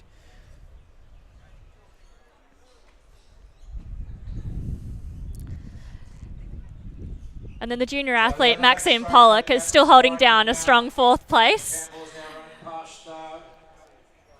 But Paige is coming up to about 600 to go, so this will be the penultimate water lap for her. And it's interesting to see the varying techniques in the steeple as well. Some opting for the hurdle all through the race, and others just tapping the bar or tapping the hurdle and pushing off just as they get a little bit more tired throughout the race. So a bit of an indication to see how the athletes are going in their hurdling style. But Paige Campbell looking very comfortable up the front as she goes past the water jump for the second last time, Lyndon. Yeah, and I guess this is probably the first steeple for a lot of the girls, so might be a bit of a shock to the system again. Been a few months of jumping in the water pit and things, so might be a bit of a readjustment there. But Paige gets the bell, and she's got a solid 20 metres on Charlotte Wilson. And goes through with about 1 minute 25 to spare to get under that 10-minute season best that she holds. So well within her sights to set a good mark as a... And she is chasing that Commonwealth Games time, and the B standard is 9:58.6. So if she can roll this last 300 or so, that's definitely a chance. And she's looking pretty good. There you go. So who cares about the 10-minute barrier when you can get a Commonwealth Games B standard? That's what we're looking for at 9 minutes 58.6 seconds as she closes in the last 200 metres. and approaches the final water jump with Charlotte Wilson about 30 metres behind. Oh, and we've had a she's taken stumble a in bit the of a water tumble. bout. She's up and running, and she maintains that lead. And very impressively, hasn't let her slow it down too much. Very graceful recovery there. She comes up to the final barrier. She looks to have it all tied up. Keep an eye on the clock. With 10 seconds to go till that mark, she's going to be very, very close. So 58.6 we're looking for with the time. And she is going to be right on it. We might have to wait on the official time there, but I think she did slip under that 10-minute barrier for the first time. Both girls seem absolutely exhausted after that, as you will be. Stella Radford coming into the finish now for third place. And a season best for Stella as well, about 10:17. Maxine Powlek looking for that World Junior qualifier, 25. She's going to make it, she's going to make it. She's got inside the World Junior qualifier. And Maxine Pollock, Lyndon just in a junior qualifier there.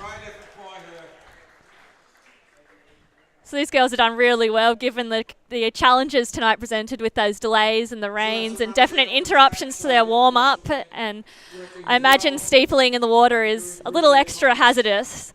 So they've done really well, and I think Paige will be kicking herself after that fall, but definitely a big indication of what she could do this season.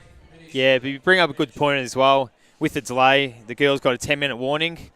So fitting in a full warm-up again into 10 minutes would have taken its toll, and definitely something to overcome, but the girls have done very well. Very strong-minded to be a great steeple athlete, especially with the conditions tonight. As we see, the last few athletes approach that final water jump in this women's steeplechase event. Hopefully one on the roster for years to come, because that was quite exciting with a few great times by the girls. I'm sure it's an appreciated hit out early in the season. Yeah, not huge amount of opportunities for competitive steeple races, so good to be able to have one down in Melbourne.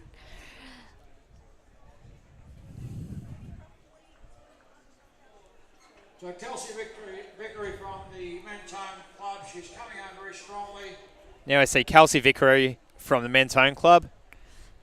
Finished the race coming in just under 12 minutes. It's a little bit off her season's best there, but still a great run. Coming on like a train, the two girls finishing off very strongly. Simone Brick, Sharon Pedersen, well done ladies. So Sharon Pedersen and Simone Brick closing in just over 12 minutes there, and that concludes our women's 3K steeple race lock. It does, and we're going to throw down to Georgie Buckley, who's down there with our winner. Georgie, take it away. Ready? So we're down here with Paige Campbell, who's just taken out the women's A3K steeple. Paige has just come into some absolutely fine form lately, coming fourth at the World Uni Games recently, and also recent 1500 and 3K PBs. What have you been doing differently this year? I got a new coach, Philo Saunders, who's been really awesome and helping me out, so thank you to him, and had a little stint at Perisher in the altitude, so it's been good. Fabulous. And I don't want to cause too much of a hype train, but you've unofficially done 9:57.7, which puts you, fingers crossed, under that Com Games B qualifier. I hope so. Is that been part of your plan, and what are you doing going forward? Yeah, I'll just try and run my best and keep running PBs, and if anything happens, it happens. If it doesn't, it doesn't. Fabulous. So what are you doing going forward over the Christmas period? How do you stay fit and stay with that elite athlete mindset? Just keep training hard, and then look forward to the next races next year. All the best, and back to you guys up there. Thanks very much for that, Georgie. And we turn our attention to event 16, the women's 800 metre B race here that are getting ready on the track. In lane 1, we have Lily Peacock. In lane 2, we have Jessica Morney. In lane 3, we have Nicole Perry. In lane 4, we have Lily Harding-Toulouse from New South Wales. In lane 5, we have Erin Rayner. Sister there. Good luck, Erin. In lane 6, we have Heidi Demano. In lane 7, we have Clara Dess. And in lane 8, we have Jessica Welford. They're your competitors in the B race for the women's 800 metres here at our second meet for the Victorian Milers Club for the 2017-18 season. And that's a familiar name, like in Aaron Rayner. Any relation? No. I did say that before, Michael. I don't know if you're listening. But Just a bit zoned out. Sorry, mate.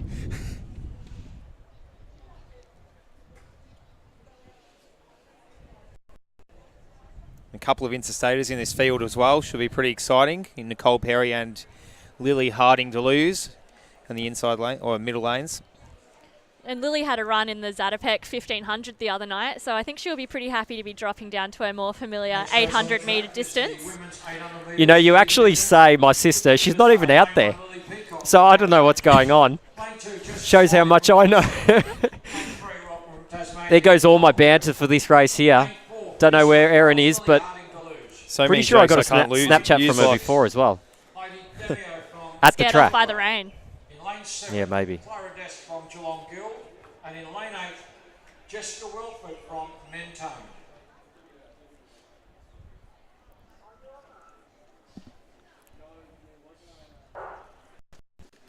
And away in this B race, getting off to a great start is Perry. And we're away here. So we've got Nicole Perry from Tasmania in lane 3 off to a great start. She's already caught up to Lily Harding-Deleuze on her outside. As they come up to the break line, 100 metres in, it looks like it's going to go fast. Like, I don't think you're coming into state to go through on an easy run, but it's going to be Lily Harding-Deleuze take the lead just ahead of our Tasmanian in Nicole Perry in second position there. So she does have a season's best lock at 2:07, which is a few seconds clear of anyone else in the field. So we would expect Lily to go out strong and really assert her authority early in the race. If Well, she they're is not chasing waiting PB tonight. because Nicole Perry's pulling right up on her outside here as we enter the front straight for the first time in this 800 metres. Girls are still very bunched up as they come off the straight. And we've got our Box Hill athlete here in Jessica Morney as well. In position 3, but Lily Harding-Deleuze is leading the way. Our Box Hill athlete in Morney is in second position. And they've gone through in about 65 seconds, so probably a little slower than Lily would have liked. You could tell she really picked it up a little bit when she saw that split. And she's starting to break a little bit of a gap there on the second place athlete, which is Jess Morney of Box Hill. So we'll see if she can maintain that or whether these girls are going to reel in that gap she's graded. So as we go down with 250 metres to go, Lily Harding-Deleuze is striding out here. They're not going to make it easy here. Athlete, Perry is really coming back at her, and she's gone past Harding-Deleuze. So Perry striding right out, 150 metres to go. Harding-Deleuze Come towards the home turn. working tough there, but he's getting past there. We're going to... And Heidi Demio goes past as well, and she looks like she's working hard down that straight with the Tasmanian athlete in her sights. So Perry's going to go all the way through with 50 metres to go. But it's Nicole Perry, and it's Nicole Perry from Tasmania striding out for a good win from Heidi Demio. Heidi in second position, Lily Harding in third there. And followed by Lily Peacock.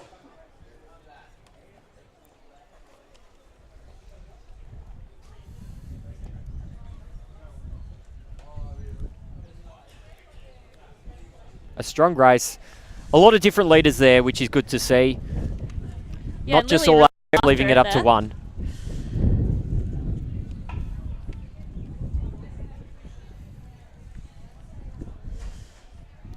And we are going to see if we can go down there and see if Georgie can get Nicole on an interview. And yes, I think we've got her. So we're going to throw down to Georgie with Nicole Perry, the winner of that women's B run.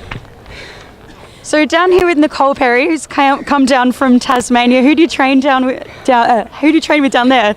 Mike Gunson in Devonport.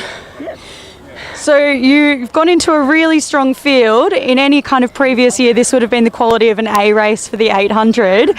What have you been doing lately in the build-up to this to run so well against such good girls? I actually haven't been racing a lot because I've just come back from Cairns. So I've just had a few races in Tassie, sort of by myself. So it was nice to come over here and have some girls in and around my pace, I guess. Yeah, absolutely. So what's the plan going forward for the rest of the season? Obviously Nationals in February, but just focused on time really. I'd like to get under sort of 2:08 definitely, so we'll see what happens. Great. Well done. Back to you, Lockie. Thank you. Thanks very much for that, done. Georgie. Great work. And well done to Nicole Perry there from Tasmania. We're going to turn our attention to event 17, the men's 800 metre B race. And introducing our competitors. In lane 1, we have Darcy Pound. In lane 2, we have Andre Waring.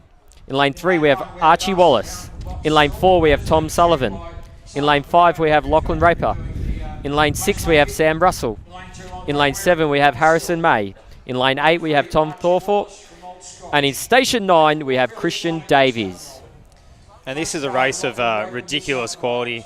Locke and Linden at 1 minute 49.9. Yeah, and it's actually a World Junior qualifier that he's already run this year as a junior athlete. And I suspect that both Archie Wallace and Christian Davis are also after that time. So these three might have a few extra things on their mind as well as beating each other.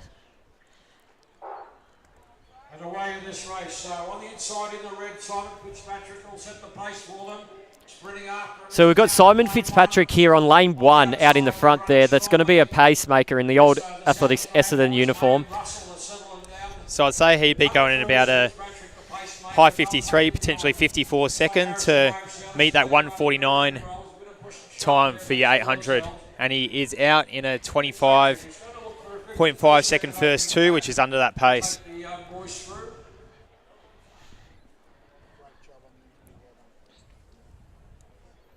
So the field's still all anybody's race at this particular stage, and they straighten up. So the pacemaker, Fitzpatrick's really putting the hammer down here. And it looks like our 3 interstates, a 1, 2, 3 behind the pacemaker, Simon Fitzpatrick. So we've got Harrison May there on the inside. Sam Russell on the outside there. So Russell moving just into second position or just behind Simon, the pacemaker there, who's jumped off there 450 metres into this race. So Russell's in front and he's going to have to do the rest from here. We've got Tom Thorthorpe in second position, just in front of Harrison May from South Australia. So Tom's going to get him around the outside. As they come up to 200 metres to go, Thorthorpe's in front. And he's at 122 for 600 metres, which does put him right on that 148, 149 pace, with Thorthorpe bridging a gap of about 1 metre to the next best. 120 metres to go as they round the bend with a few of the others. Archie Wallace on the outside as well. 80 metres to go. Thorthorpe, a few of our interstate boys from South Australia. It's a race of 5 charging towards the finish. Archie Wallace is right there. The South Australians. It's going to be right there. I reckon Harrison May there, a South Australian, on the inside, just got the win there. What a race. Very, very exciting indeed. We haven't seen a blanket finish like that tonight. And that is only the first of more to come in these high quality A and B races for the night.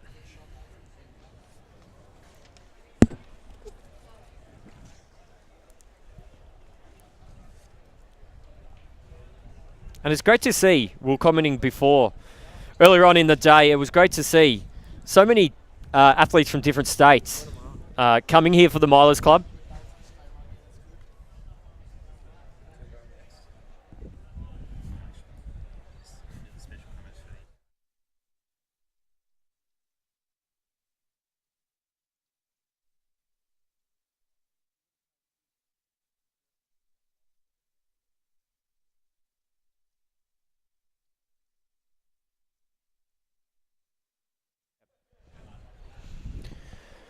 And we're going to throw down to Georgie, who's got our winner down there. Georgie, take it away.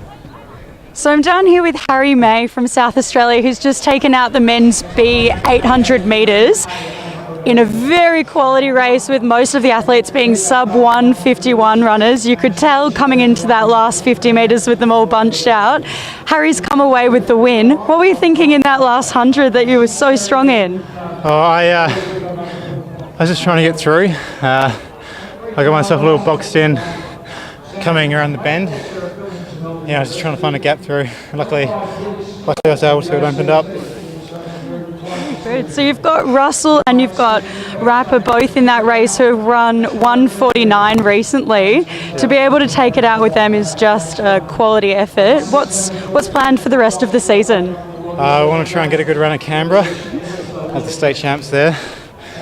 And beyond that, try and get a good result at Nationals.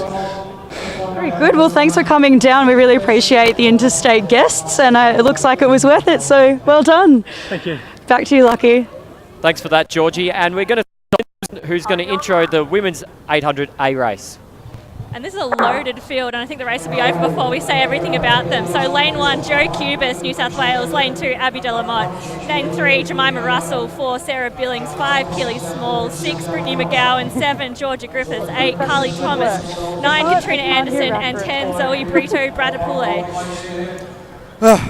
And you just won the race for the fastest introduction tonight, Lyndon. Well done. With our And we've got pacemaker Carolyn leading the way. Hyam taking the pace out for the girls. So she trains with a lot of these girls, so she'll be used to doing this with them. But Georgia Griffiths is getting on her tail as much as she can. And Georgia's the only one in the field who owns a Commonwealth Games A qualifier, but there's a handful of girls with B qualifiers in that race, including Britt McGowan, who's right behind her. And they both ran World Championships this year, so they've got really good race experience. But Abby Delamotte also owns a B qualifier, who's just on McGowan's shoulder there. Further back, we've also got Jemima Russell, who owns a World Junior qualifier, as does Carly Thomas of New South Wales, who is our Commonwealth Youth Champion. But Abby hits the front as Caroline pulls off, with Georgia right on her tail. So Abby does seem to be making a bit of a move, Lyndon. Up the back past the discus cage with Georgia Griffiths, not too far away. So Abby had a very strong run in race 1 at Miles Club. I remember winning the A race for 800 metres, so there is a bit of a gap. Britt McGowan not too far away, who was our winner of the 1500 at Zatopek.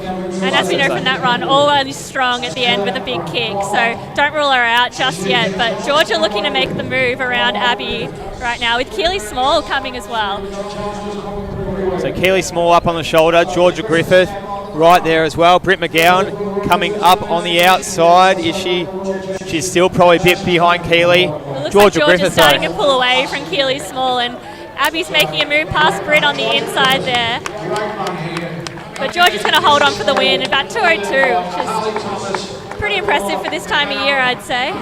Just a smidge, 0.2 of a second off that Commonwealth Games B qualifier. So very impressive so again, running. not far off her PB, which is pretty impressive in December and after the interruptions and the weather we've had tonight. So it's always great to see some of our top men and women athletes in the country compete in our Miles Club races. And that was just an example of that. So many class athletes in that race there, and it didn't disappoint. Yeah, there was almost too much happening. It was hard to... There were so many things I could have said about everyone in the race. Doesn't help that half of them are my training partners. You want to be nice to everyone, give everyone a mention. So you're well liked at training, I guess. Yeah. But Georgia's looking pretty pleased with herself there. Big smile on the face. Going head to head. Am I on? Great to see some of the junior runners coming through. And we're joined in the box for this one with Luke Matthews. But before that, we're going to throw over to Georgie down track lock. Yes, we are. So, Georgie, I think you've got Georgia down there on the track. Take it away. So I'm down here with Georgia Griffith of Box Hill, who's just taken out the women's A 800 metres. Going into a field, 4 girls with Com Games qualifiers. Georgia's currently the only one with an A qualifier. Few girls in that race that don't get beaten very often. How are you feeling? What are you thinking? Really happy, yeah. It's sort of yours aren't not entirely sure, like sort of first race up against everyone, but I was really pleased. It was great having such, like all the girls who I'm going to be racing this season, such a stacked race. It was really, yeah, lots of fun. So you've done 2:02.56 unofficially, which is really close to another qualifier for you with 2:02.4 is the B qualifier. Were you going into this race as a tactical race, or are you going in aiming for a good time? I think definitely I went in with the aim to try and run a good time. I said if I ran around 2:03 I'd be really happy, so to do 2:02 I'm really happy with that for this time of season, yeah. Good, and keeping in mind the conditions tonight as well, I think it's something that's really impressive. So looking forward to what you can do for the rest of the season and looking forward to the Com Games as well. Thanks, Georgia. No worries, thank you. Back to you, Lucky. Thanks for that, Georgie. And as Michael mentioned before, we've got a special guest in the commentary, Luke Matthews. Thanks for joining us up here. No, thanks for having me. Can't wait to do this. Okay, so in lane 1 we have Lockie Mann and Matthew Scott. Next is Alex Rowe, Dylan Stenson, James Gurr, Brad Mathis, Jeff Risley, Mason Cohen and Bryce Watkins. Now the pacemaker has gone out, requested 51.5. Is it 51.5? And it looks like Rowe and Stenson is chasing. Jeff's not in a bad spot. Whereabouts is Gurr? I thought Gurr would be right on there. This is actually going to be a really good race because we have a field which is pretty much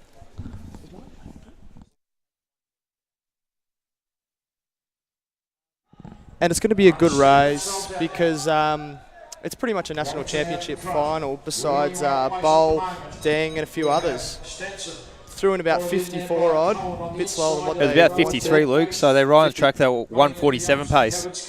Wow. And I'd watch out for Matt Scott there at the back. He ran a big PB over 400 a couple of weeks ago, so look to see him finish fast. Looks like Jeff's coming wide. Gurr. Look at Gurr. Look at him go. Make him move, Rice. There goes Rowe now. He's starting to really move it. He's going round 200 out there. Split it. Threw in about 122, 121. The time here as well.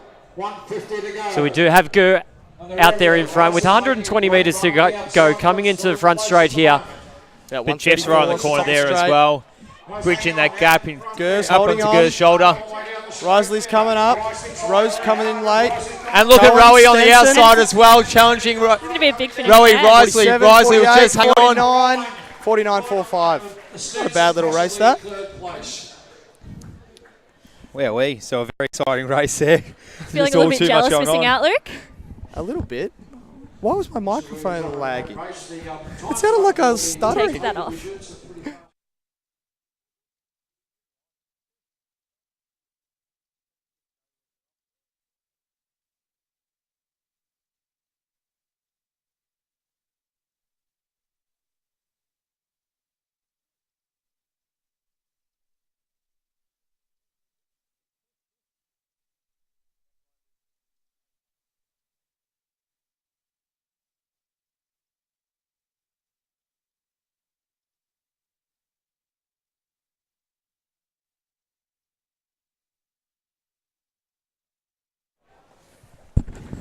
And we're going to throw back down to Georgie, who's got Jeff down there. Take it away, Georgie.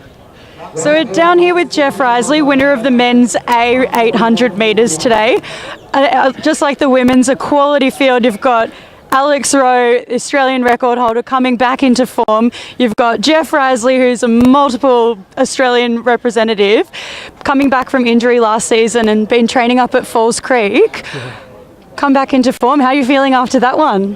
Yeah, good. Got a bit lactic last sort of 50. Haven't done much track work yet, and to be honest, sort of expect to be a bit faster tonight.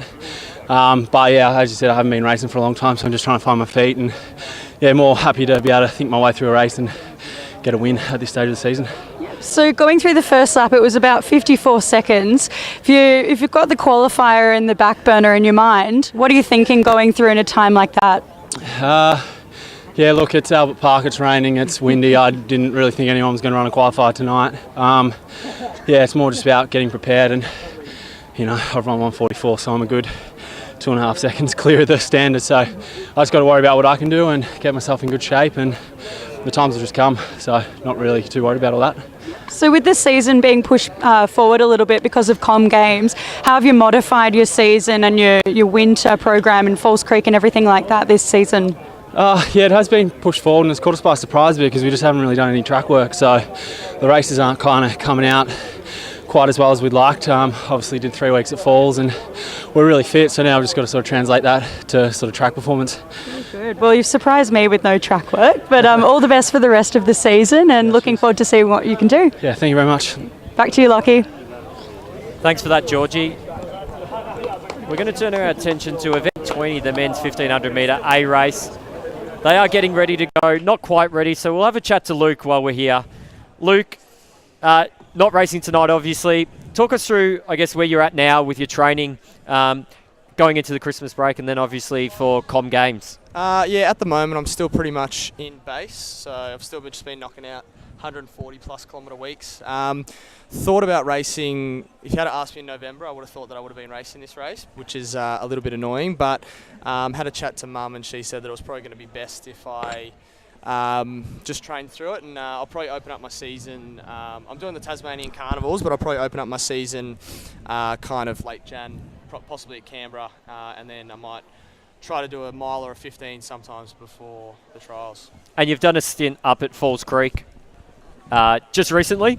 Yep. Quite a normal thing in terms of your training program. You've done it the last couple of years. Yep. How much does that assist you in the seasons? Yeah, it's helped me a lot the last 2 years because coming off the Olympics in 2016 and the World Champs in 2017, I was a bit overweight and I was a bit unfit, so I kind of fast-tracked my fitness really well. And I lost about 3 kilos both times, so that helped. But I just think it gets the season off to a good start. You can kind of, by the time you start training up there in January, you just you're feeling fit and all the sessions come out a lot easier. And yeah, it really fast-tracks your fitness. And I guess coming off Rio, we've got Com Games in Oz, in Gold Coast. What will it mean to you to, I guess, run one of those kind of championships, big world events in the Gold Coast, in your hometown? Well, I got to make the team first. It's going to be pretty tough to make it. There's like 4 people in each of my events with an A qualifier, so it's going to be pretty rough. But if I was to make it, it'd be something pretty special, considering that it's a home championship. It'll be stadiums of 40 to 50,000 people, and it'll be 40 to 50,000 people screaming out your name and cheering for you. So if I make the team, I'll be pretty bloody excited. Well, we'll all be cheering you on. And what we're going to do, are you able to stay with us for the next 1,500? We'll introduce this 1,500 here. So the men's A 1,500 metre, they're on the start line.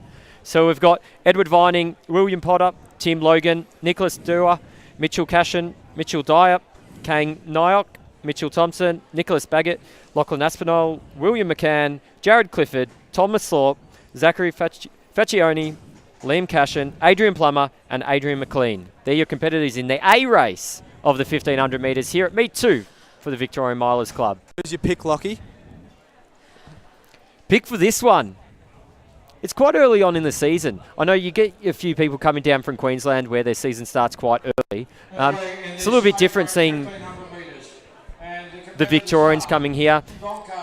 Love to see guys like Edward Vining do really well, and I know he's going to push the pace. Jared Clifford did amazing at Zatopek.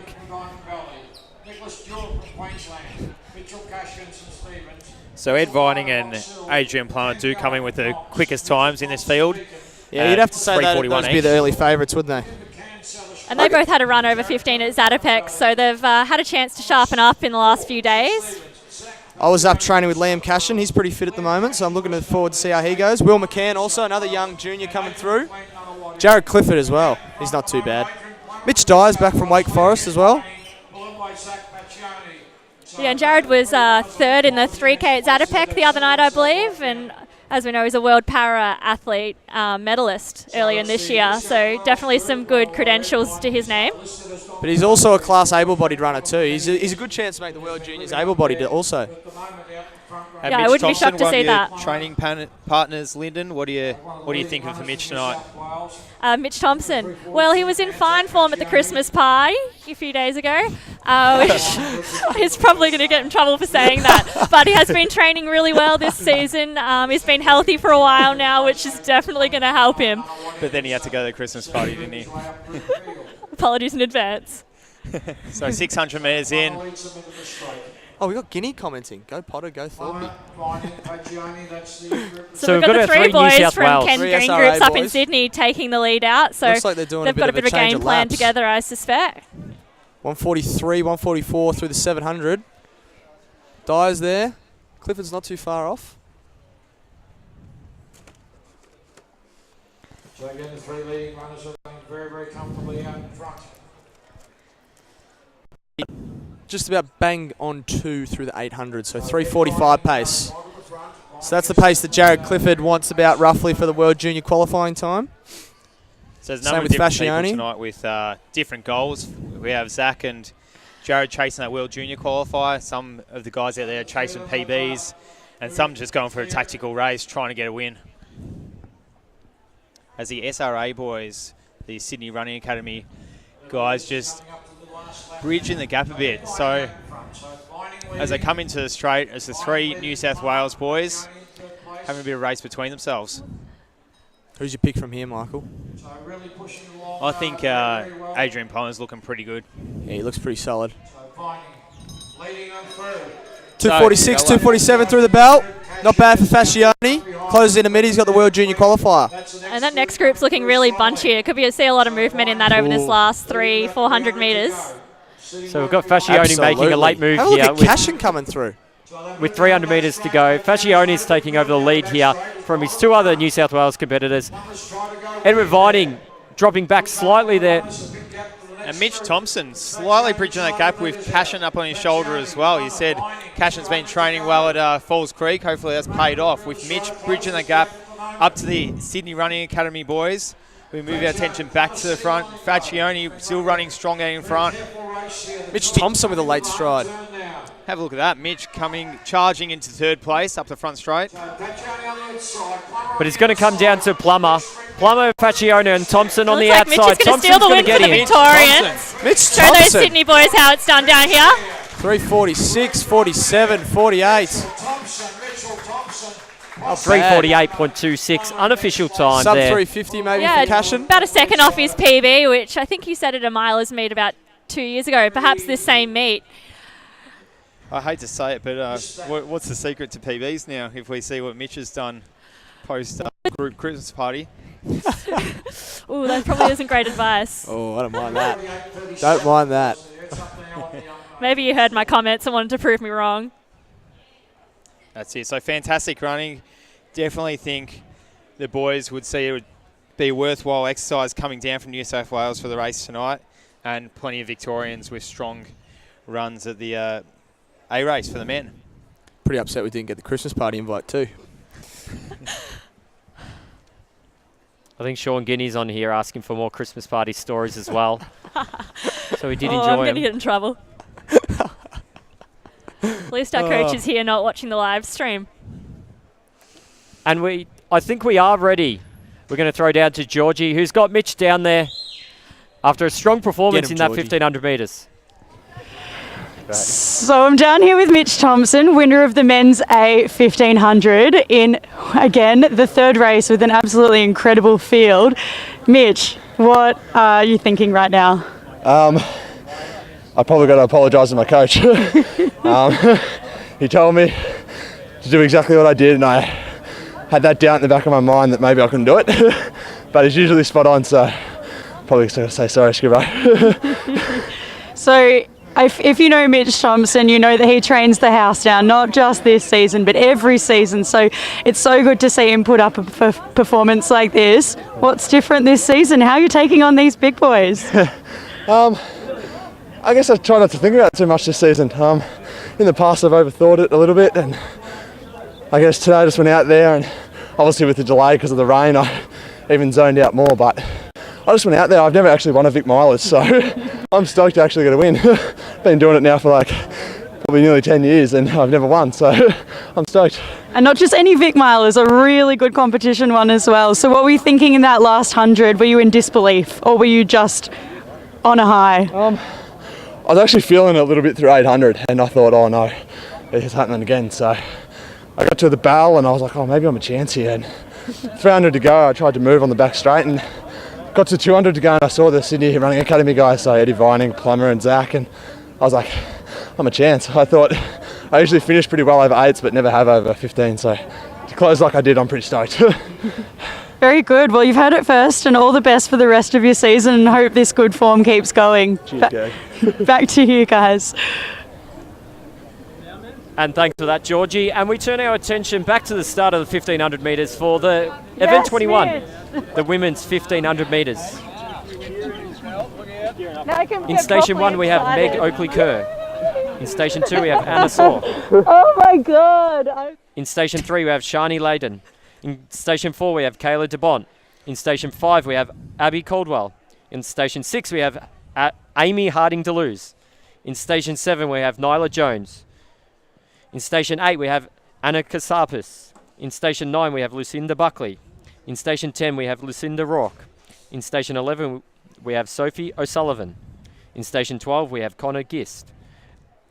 And in Station 13, we have Melissa Duncan. They're your competitors in Event 21, the A race of the women's 1500 metres. Going to be a riveting race. Yeah, another massive field here. We've got the girls, and a lot of these had a run in the 15 at Zatopek the other night. I know Melissa will be after something quick. She was a little bit down after a race the other night, but first 15 in a long time, so no doubt she's found her racing legs a bit more after that. Who's your early pick, Lyndon? Oh, well, if you're going on PBs, you're going to have to say Melissa. But, yeah, I guess that's going to have to be my pick.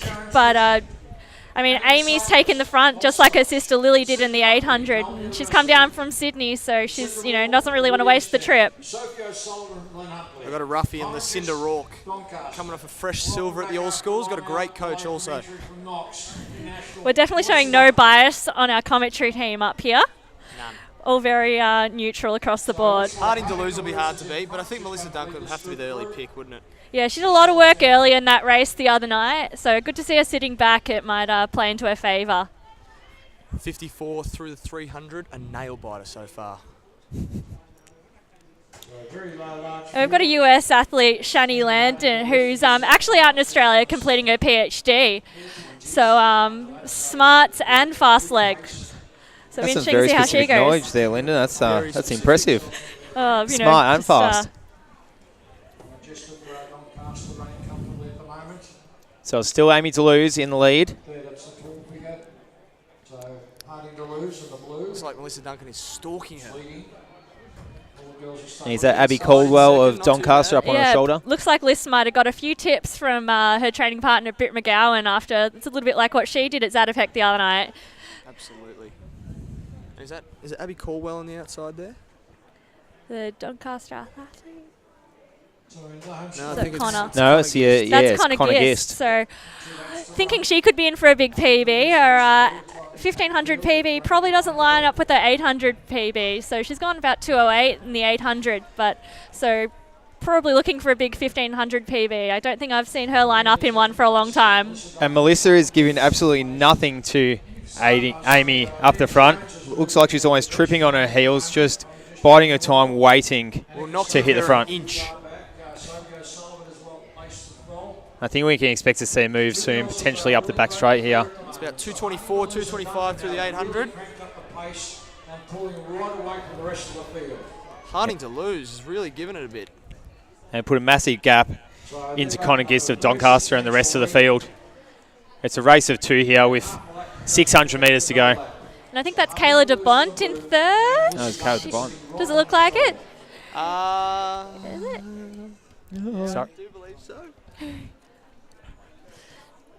But the first two have really pulled right away, and This is really dragging Melissa out here. Harding Deleuze needs to get on the rail, I reckon. Just a bit yeah, too she's far. Melissa almost might be able to pass opening it on up the to inside. Melissa, saying, "Take it. I've been leading you this whole way." Bit of Brad Pitt and Troy about it. Take it, it's yours. Just on the inside of her right on her shoulder there, pushing her along. So running really well is DeBont in next place. It's about 3:17 through the bell. This is going to be a great race. Yeah, expect a big last 400 from these two. So we're on 406 pace Well, now with that 317. Amy Deleuze is running very strongly, but Mel Duncan is giving absolutely nothing. I think she's biding her time. She'll get up on the shoulder soon. I'm still backing Mel for the win. Yeah, I think Mel will be too strong from here. And here she goes, 250 metres to go. There it is. She's putting the hammer Mel. down. Harding Deleuze is going with her, though. Yeah, having a really great run there in second. Hopefully she can try and tag on to Melissa as much as she can. But very But quickly, Liz is 1 looking metre really turns strong. into 2. Looks like O'Sullivan coming up in third now. Moved into third place. Their Kayla DeBont is being overrun there. Very great run from Sophie, just biding her time in the field, moving forward when it counts, but we turn our attention to Melissa Duncan, moving past the steeple on the side of the track, about 50 metres to go, clearing 20 metres from Amy. And Sophie O'Sullivan and Abby Caldwell right up on Amy to potentially gain second place. So Mel Duncan, 4:27, second place, Amy Harding Deleuze, followed by Sophie O'Sullivan, very close behind, and Abby Caldwell in fourth in the women's A 1500 metre race. So it was a very similar time from last Zatopek last Thursday for Melissa. So some consistent racing as she starts to find her racing legs again after a big layoff with injury.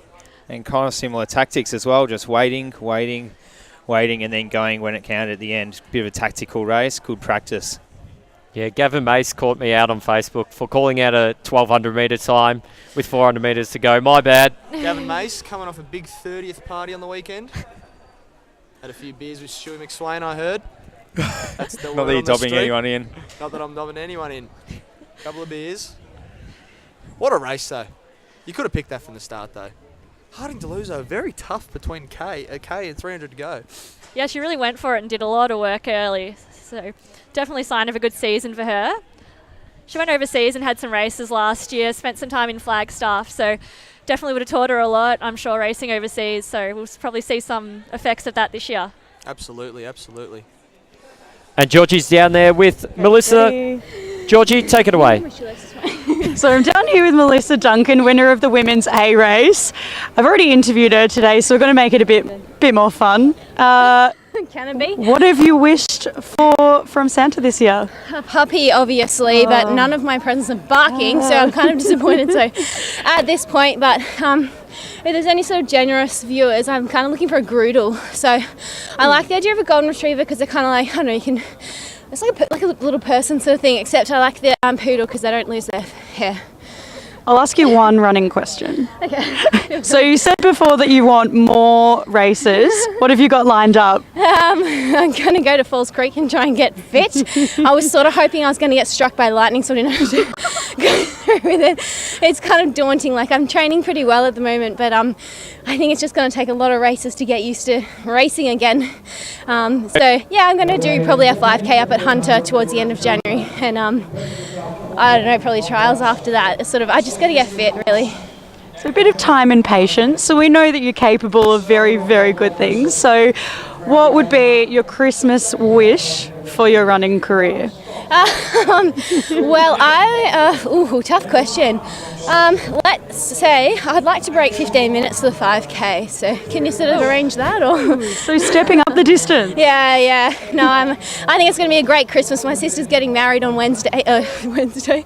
I think I'm like struggling with like lactic right now. Saturday. So it's going to be a great weekend regardless. Shout out to Katie Duncan right there. And all the best for the rest of the season. Hope you do get what you want. Thank you. Back to you guys. Well, as interesting as that interview was, we actually had a 1500 metre on. So do you want to call it away, Lyndon? All right, so lining up in this race, they're already one lap down, but John Portwood of Doncaster, James Lightfoot of Old Scotch, Alastair Christie, Daniel Hamilton, Nick Earl, who predicted our lovely rain, Matthew Cowley of Mentone, Jack Powell, Lachlan Scott, Steve Deneen, Daniel Clark, Dean Tromp, Peter Green, William Lewis, Nicholas Fiddler, Chow Louis, Edward Beisler and Riley Medini out of Queensland. And so they've strung out pretty early, so that's indicating hopefully the pace is on. And keep rolling with these interstaters as well. A South Australian in there, Queenslander. Yeah, great to have so many people come down now for our milers meets and make them better for all our Victorian athletes. Got Daniel Clark in there, numerous state champion for the 1500 and the mile in the past.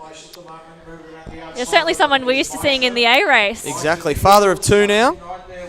Is that we've got Lachlan Scott as well, all the way from South Australia.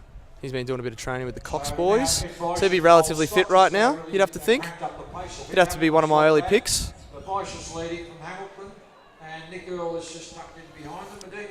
So it's a 3:55, 3:54 that a few of the top boys have listed as their season's best for this race. So that's the mark that a few of them will be chasing there. A second or two off that pace as they move through 800. Yeah, quite a few right around that 4 minute sort of mark, so they'll really be looking to break that 4 minutes. Yeah, just like myself, really.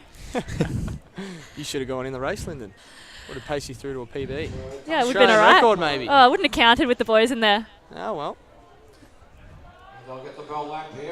Nick Earl, not a bad little runner. Still very bunched up, and it could be anyone's race with the bell lap coming up now. So it's Baisha from Hamilton. And we have a race. 2:57 at the bell. Who's your call? Call it now, Luke. God, I reckon I'm going to have to say Nick Earl from here. He's not a bad runner, relatively fit. Or maybe Lachlan Scott. It'll have to be one of those two. There's my pick. You'd have I to say picked two Nick there. Earl's most prepared for the rain. Oh, and here comes Lockie Scott. Have a look at him on the outside. I'm going to be biased and say the Haileybury boy, Dan Hamilton, is going to put in a real show over the last 250. Yeah, it's too biased, that call, I reckon. Way too biased. We're all about bias up here. But still really tight with about 150 to go. So Baisha and Scott running side by side. Scott running a little bit of extra distance on the outside of Baisha, who hugs the rail. Nick Earl, as you said, Luke, is coming up on the outside on Scott's shoulder. You would not read about this and race. Dan Hamilton, the boy from Haileybury, look at him go on the outside. And it's He's Baisha. chasing the race. ex-competitor in Scott. That's and it's X-Factor. Baisha will get the win ahead of Hamilton, Earl and Scott. Close down about Just tipped 60. under that 4 minutes. Yep. Lyndon would have fit right in that race, I reckon. Oh, could have picked a lovely ride. Rather be up here in the commentary box tonight with all that rain. Yeah, it might have been a little bit warmer if you were running though. It is pretty cold up here, to be honest, though. I regret not packing more clothes, if everyone was wondering.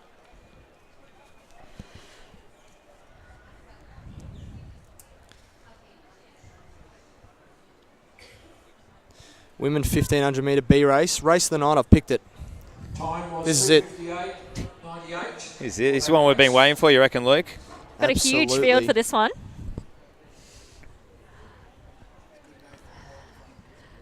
But I think we'll go down to Georgie with our winner of that last men's B race first before we cross over. And Georgie, we're going to throw down to you. You've got the winner there. Take it away. So I'm down here with Edward Busher from Old Scotch, who's just taken out the men's B 1500 metres. He's gone in with the second fastest seed time. What were you thinking in the preparation for that, knowing you were in a really good shot to win it? It was a really strong field, so can't really expect much, but just had to prepare if I had to front run if I had to, and prepare mentally. Good. So who do you train with at the moment, and what's the hardest session you've had in the lead up to today? Coaching credits definitely goes to Dave Lightfoot, so I joined this year, and then it's been going pretty well. In terms of hardest session, I'll probably say the 4 800s are pretty hard. I forgot recovery, but almost left one thing after that. Sounds difficult anyway, so thanks for that and all the best for the season. Cheers, thank you. Back to you, Lockie. And we're going to turn our attention back to the start of the 1500 for the women 1500 metre B race here. Oh, there's going to be a belter. At the end of it. Wait. Who's your pick, Lyndon? Oh, there are not many names that I know in here. Actually, better call out the race first, shouldn't we? Is this the update? I think I've got to go through and circle who all my picks are with Luke asking every race and not being prepped. I've got the form guy on there, Herald Sun for this one. Sorry, Luke. Take it away, Lyndon. Call them out. All right, lane 1, Ashley Tregus. Lane 2, Cassandra Hallam. Lane 3, Niam Tibbett. Lane 4, Georgina Ryan. Lane 5, Grace Turner. Lane 6, Amelia Bellevue. Lane 7, Ebony Dodome. Couple of tongue twisters, Lyndon. Lane 8, Shania Murray. Lane 9, Mia White. Lane 8, Emily Mrs. Lane 11, Bianca Puglisi. 12, Jamie Lee Coe. 13, Tess Mitchell. 14, Belinda Bozen. 15, Amy Bunage. 16, Simone Malagdent. And finally 17, Lucy Letchford. And apologies for butchering everyone's name. Luckily I didn't hold my breath, Lyndon. Lucky I didn't. At least you got Mia White right. Couple of tongue twisters in there. Who's your pick, Lockie? Oh no, I had a like whole 3 minutes to start think about list it to while I prep for it. I'm just going to attempted pick to a say random everyone's name here. Because Who's that? It's the Box Hill athlete, Ashley Tregus with the early lead. Gone through at about 1:13. And she comes in with the fastest seed time, but they all are very close on You can entry see it from times. a mile away. She was the early favourite. So 4:45 is the time they will be chasing a few of the leaders. So there are 3 athletes who have claimed that to be their PB. Ashley Tregus, Cassandra Hallam and Nima Tibbett. And they've all ran 4:45.0. No milliseconds there. It is what a interesting, isn't it? coincidence. Now we know Tim Crosby is on all of everyone's PBs, and everything is very strictly seeded in our Milers Club meets as we turn our attention back to the race. And they're looking very bunched. Quite a few running really wide, which I guess you get with all these 4:45 runners we've got in there. I know. 3 of them with the exact same times. Ruby Dixon has to be an early favourite as well. On the inside there. Is that in again a nice showing little any spot. bias? Not showing any bias there. But got quite a few young girls in here, so hopefully they can get after some PBs. They seem to come a lot younger at that age. They do, they do. It is about that Little Athletics age, and that's what we're all about, Little Athletics, family, fun, fitness and PBs, isn't it, Locke? That's it. Free advertising. Little Athletics, a little bit easier to call as well with just the centre names rather than the actual surnames of the athletes They there. head up the back straight of the packed Lakeside Stadium. It's the old Zavarian who's hit the Georgina front. Ryan it is. 4:45.2 she holds a PB of. She'd have to be, she's testing her gears right now, looking pretty strong. You'd have to think from here, she'd have to test the rest of the field out. Yeah, and they've really started to string out compared to that last lap, so you'd think she's maybe injected a little bit of pace into things. And it is either Emily Mitzes or Bianca Pulgisi from Athletics Essendon in second. It's Bianca there. Is Bianca in second, followed by the athlete from Haileybury College in Amy Bunnage, who's competing for Mentone tonight. And the athletes are coming up to the bell. It's 3:29 at the bell.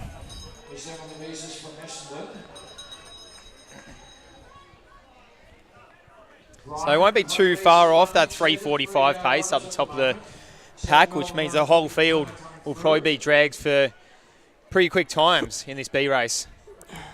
So 3:48, that's smack on 3:45 pace, guys. Yeah, and Georgina Ryan's still holding on to that lead, but she's got a couple of girls who aren't letting go just yet. I think they're on 4:06 pace, Lock. So there's Georgina Ryan, Grace Turner from South Melbourne up on her shoulder as we have she's making a 200 big metres to move. go. Bianca Pulgisi as well, hanging on with Amy Bunnage, running a strong race in fourth. With Georgina Ryan coming around the bend, 120 metres to go. Grace Turner right up on her shoulder, not making it easy for her, and it will be Grace Turner from South Melbourne. 50 metres out, running a strong race and just getting further and further into the lead. So it'll be Grace Turner. 4:40 possibly? Ooh, just over. Big PB. Big 4:42. And only 14. So it's a big run for that age. And very packed finish as well. I say there will be a lot of PBs, a lot of athletes under the 450 mark in that race. So it's great, as we mentioned earlier, a lot of these younger up-and-coming athletes having a crack tonight, getting all in there together. Little Athletes, Athletes Victoria, members.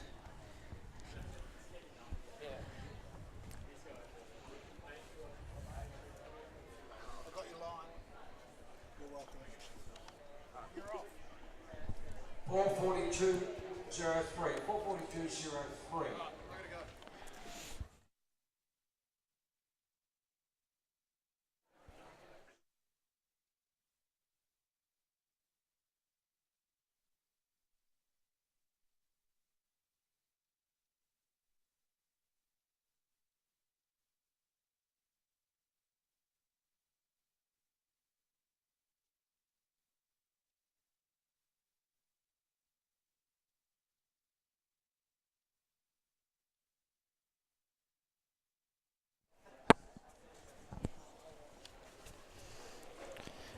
And we've got Georgie down there with the winner of that race there. Georgie, take it away. Grace Turner, who runs for South Melbourne, a 14-year-old who has just done a 13-second PB. What was the strongest part of your race, Grace? I think that third lap, I tried to really go because I find that once I get going, I just keeps going, so that's good. So I just tried, and yeah. Good. What do you put your PB down to? Pardon? What do you put your PB down to tonight? What? Your PB? Yeah. Oh, you're the best time. Oh, well, the best time I've done. Oh, tonight's race. What do you put tonight's success down to? Oh, all my training, I think, because I tried to train really hard and do a bit of different sports and rest when I need to and train hard when I need to, so yeah. Awesome, well done, and back to you, Lockie. Thanks for that, Georgie. It's hard putting you on the spot. And well done to Grace. I think I interviewed her before when it was raining in our interim break there of Milers Club. So well done on the performance there. We're going to turn our attention back to the backtrack. Start of the 1500 metres for the C race. We are in the starter's hands. We'll let it go and then we'll intro the race. And I'm going to let someone else butcher everyone's names this time. I'll go through it. So in Station 1 we have Alistair Strutt. In Station 2, Matthew Tongue. In Station 3, Charlie Langdon. In Station 4, Jack Itter. In Station 5, Daniel Alberto. In Station 6, here we go, Ethan McAmee. In Station 7, Mason Scott. In Station 8, Carlo Aldrich. In Station 9, Jason Clayton. In Station 10, Samuel Rattay. In Station 11, Tristan Day. Station 12, Roman Kodikar. Station 13, Ethan Anthony. Station 14, Angus Donnelly. Station 15, William Collins. Station 16, Callum Day. Station 17, Jason O'Connell. And Station 18, Caleb Sin. So 4:03 is the personal best time of Callum Day, our top-seeded athlete in this race. There will be a few athletes out there pretty keen to nudge that 4-minute barrier, I would say, tonight, Lyndon. Yeah, always a big milestone to reach.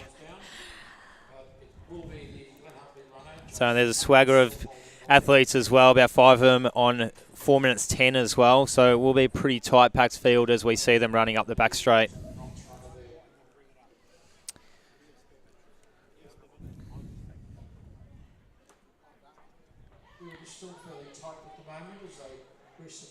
And again, quite a bunch of sort of young, sort of high school age athletes in here. So a lot of them are probably really used to racing each other through school comps and things. So they've probably already had all those races this year and pretty ready to go.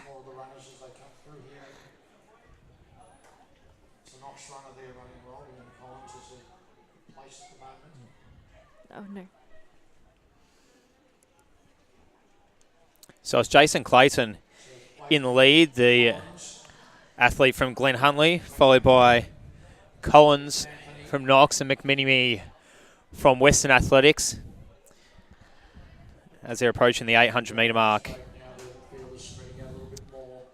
Hoping to go through in about 2:09, which they almost do. It's about 2:10 through the 800 metres, which will hit the PB of Callum Day, 4:03. And those front two are starting to break away a fair bit, so they might have seen that split at the 800 and realised they want to crank it up a bit, try and hit that PB. Better get a move on. So it will be William Collins over in the back straight, leading through the athlete from Glen Huntly in second. And he's looking pretty good in second. He might be pretty happy to sit there for a while. Yeah, doing the Melissa Duncan Classic, leaving a bit of a windbreak, just sitting in second, biding his time, just itching. Yeah, you can imagine he was here watching and, you know, learning from the pros. Doesn't look like but he he can makes wait his move though, at the bell. So it'll be McMinimy in third and Ethan Anthony in fourth place, the athlete from Mornington. As the rest follow in a fairly tight bunch pack as the front of the field starts to string out. Jason Clayton in the lead. William Collins from Knox up on his shoulder and doesn't really stay there for very long. He's showing in the back door pretty quickly. Yeah, he's really opened up the gap, and that's the biggest gap we've seen in this race so far. Yeah, I haven't His seen legs are rolling. Someone put the burners on so quickly tonight, Lynn, and that's amazing. Look at his legs turn over. Yeah, he's really flicked a switch there. Having a race with those seagulls there, that was Alejandro. So it will be William Collins. Into the straight, 100 metres to go. Jason Clayton from Glen Huntley Athletics, about 20 metres behind. Ethan McMinimy finishing very strong, as is Ethan Anthony in 3rd and 4th positions. And it's going to be a PB for William Collins from Knox. And it'll be close too for Jason Clayton from Glen Huntley. Great runs all round.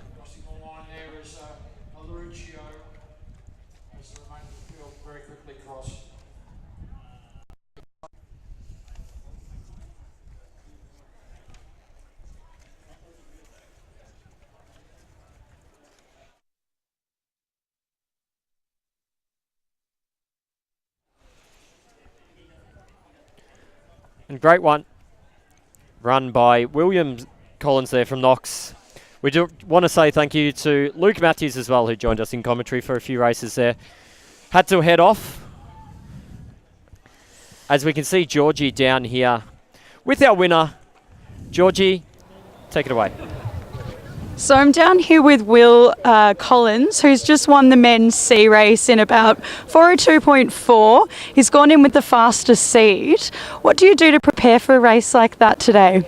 Well, easy session on Saturday, shorter long run on Sunday, and just take Monday off.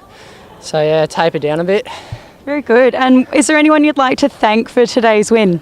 Thank my coach Mick, yeah, and the boys down at Knox. Thanks.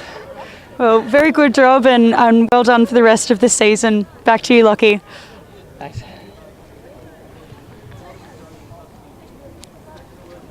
Thanks for that, Georgie. And we turn our attention to event 25, the women's 1500 metre C race. Does anyone want to intro this, or you want me to? I'll give it a crack, Lock. Okay, so in lane 1 from Williamstown, Esther Horton. In lane 2 from Maccabee, Tess Berger. In lane 3, Collingwood, Amberlow. Jessica Ng from Doncaster. Ruby Crisp, Ringwood. Monique Goldsworthy, Williamstown. Lauren Connell, Athletics Essendon. Lily Gilbert, Wendouree. Sasha Bennett, Old Zavarians. Ella Fisher, Frankston. Olivia Weston, Knox. Sophie McMinimy, brother of Ethan from the previous race, Western Athletics. Juliet McBurney from Glen Huntley. Julia McLaren from Athletics Essendon. Brianna Bunworth, Western Athletics. Shannon McDade, Ringwood. And Georgina Mees from Ballarat YCW to round out the field of 17 in this women's C race. It looks like Monique Goldworthy, our Williamstown athlete's taken up the early running. Actually, I believe that's Esther Horton from Williamstown in the lead. Oh. Monique, not too far behind, though, in 4th place. Oh, I didn't see that.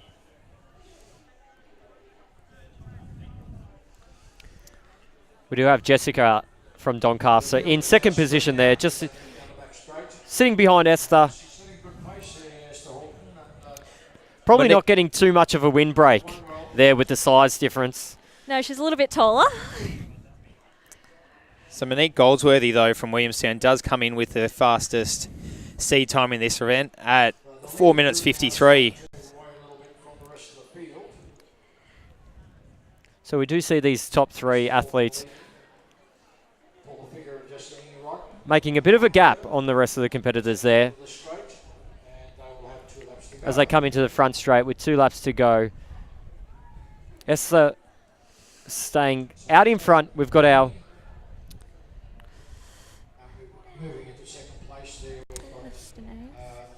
So it is Esther Horton coming in the 700 metre mark with Sophie McMinimy on her shoulder. May even take to the lead. It's not the smartest of tactics running too far wide on the bend. Jessica Ng just sitting behind the two of them. Once again, probably not much of an windbreak in the tall figure that she is, but biding her time, just waiting and letting the other girls do the work as they pass through 800 metres in 2 minutes 37. So right on that 4:52 pace, which will earn a few PBs for this race. Yeah, quite a few girls entered here right on that 5-minute entry time, so that'd be a pretty big one for these girls to break. Another big milestone. Certainly remember the first time I broke 5 minutes for the 1500. Yeah, as do I. It's probably the biggest one in athletics, I reckon. That 5-minute 1500 is quite an achievement. Yeah, so hopefully some of these girls can get under that tonight. But we've got a really big lead opening up here. Yeah, Sophie doing a lot of hard work up the field. Well, we just saw her brother had a great run. I'm sure that was pretty inspiring for her. Training partners, I guess, must run in the family as well a bit. Yeah, certainly looks like it. So Sophie will get the bell. 3:34. So got a bit under a minute 20 to run that last lap in to earn herself a PB, which is looking likely. Her stride is looking pretty nice. Legs turning over pretty quickly with Jessica Ng in second place from the Doncaster Centre. But Sophie looks like she's growing that gap down the back straight. Definitely looking pretty strong, rolling those legs over. Yeah, that is amazing. Probably the quickest leg turnover out of the field there by the looks of it. That probably explains why she's got that big gap. So about 150 metres to go. We see Sophie McMenemy. Unless anything unusual happens, she will take the win. She probably needs to watch out for those seagulls, but that's probably the only hazard between her and the finish line. That would be unusual. So it looks like she'll run as PB too. Her PB or season best is 5 minutes, which she'll absolutely shatter.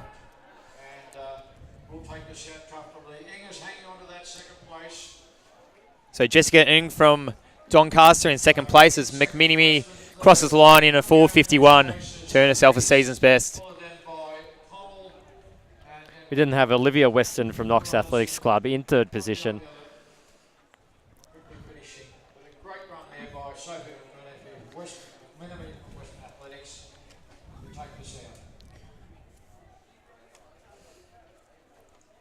Great run by all the girls there. It's a long day running at 25 minutes to 10 o'clock, waiting for your race to happen, so it's a little bit delayed there. That race was scheduled for 9:04 p.m, so they did have to wait a little bit extra, but they've come out, they've done really well, and I think we're going to throw down to Georgie, who's got the winner down there. Take it away, Georgie. Ready. So I'm down here with Sophie from Western Athletics, who's just taken out the women's C1500. With not the best conditions tonight, what were your tactics going into the race? I was just going to push myself as much as possible. I know the conditions weren't too good, so yeah, just see what happens really, try and work around it. So who do you train with and what's your favourite session? Stu McCauley and probably quarters. Well, all the best and well done tonight. Back to you, Lockie. Thank you. Thanks for that, Georgie. And we turn our attention back to the start of the 1500 for the men's D race here that are on the start line. In Station 1, we have Joshua McLeod. In Station 2, we have Lachlan Attard. In Station 3, we have Benjamin Sherman. In Station 4, we have Aidan Roberts. In Station 5, we have Mac Anderson. In Station 6, we have Caden Murray. In Station 7, we have Joel McGill. In Station 8, we have Connor Oglev. In Station 9, we have Ben Sims. In Station 10, we have Brent Camilleri. In Station 11, we have Raymond Naya. In Station 12, we have Scott Benedict. In Station 13, we have Tulsien Kawak. In Station 14, we have Frederick Smithers. In Station 15, we have Jack Bullock. In Station 16, we have Sam Bunnage. In Station 17, we have Ethan Sin. In Station 18, we have Austin Hunter.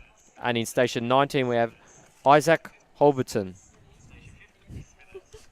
I thought I could hear myself. Yeah, Someone's Snapchatting right next to me. I didn't realise the sound was on. Oh, that sounds. And we're underway in the D race for the men's 1500 metres here at the second meet for the Victoria Milers Club for the 2017-18 season. And we've got our South Melbourne runner taking an early lead. Raymond Naya is off to a quick start here in the 1500 metres. So about 4:11, 4:12 is the mark there. A few of our top guys are chasing. Aidan Roberts from Diamond Valley, Raman Naya from South Melbourne, Ethan Sin from Doncaster, Brent Camilleri from Diamond Valley, a few who will be in the mix up the top of the field. And they've really strung out early here, so they're probably going for it, you'd say. They're not so bunched up. Yeah, not in it for a tactical race by the looks of it. All about the gut running and the PBs tonight. They just can't contain their excitement, I guess. That's what. Well, they've had a long wait. And Raman Naya, about 63-second first lap. So they've gone out in a pretty solid pace then.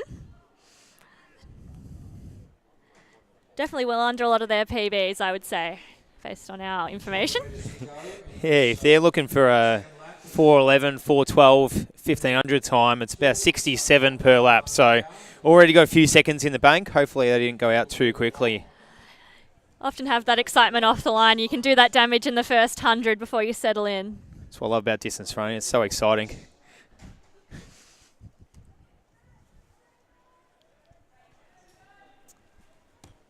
So here's Connor Ogilvie in just charging to the lead, actually.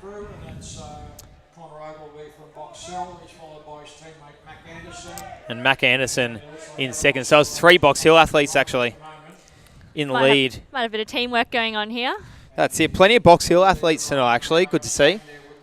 We had that girls' race where we had 5 out of the 9 Box Hill runners.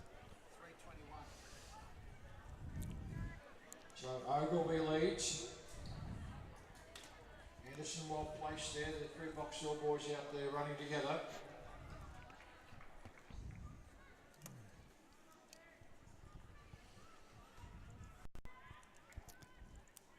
So it's still Ogilvie in the lead. Mac Anderson closely following. Can't make out who that 3rd Box Hill athlete is. One of the teammates. Raman Naya and Sam Bunnage right on the tail as well. Could be a race. And could be anyone's race from this point, Lyndon.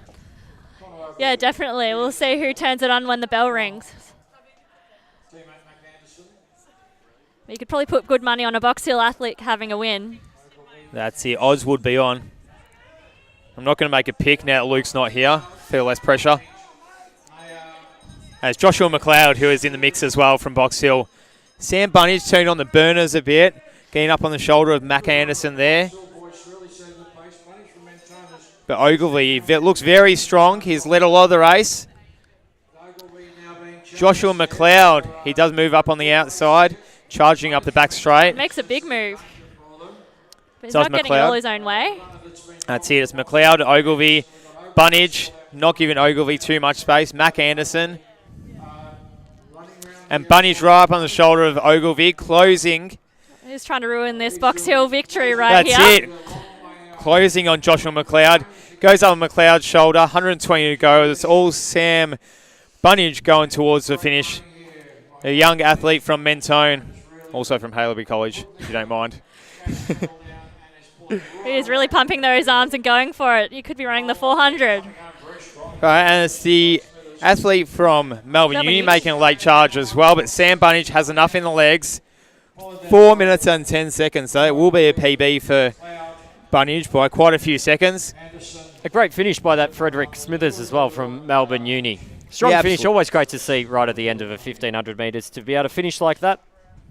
Absolutely, just Frederick Smithers from Melbourne Uni just biding his time. They didn't even see him to it till the very end of the race, but somehow that's how you run PBs and how you win. So very impressive tactics there.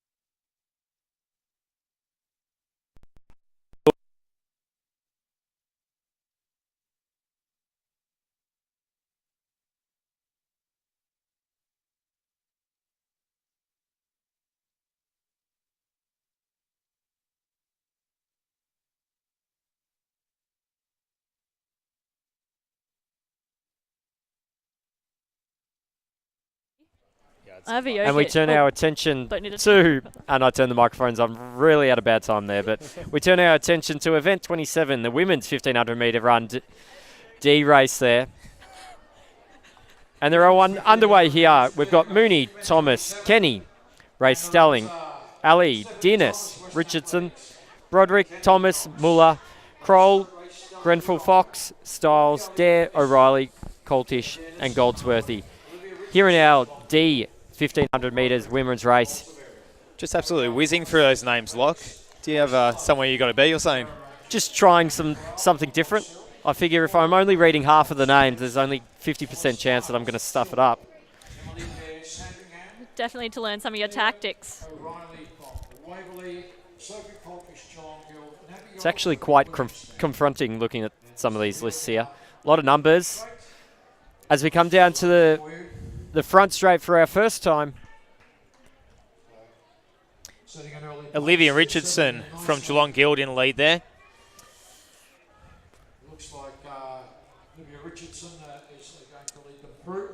With Stephanie Thomas from Western Afs not leaving much of a gap.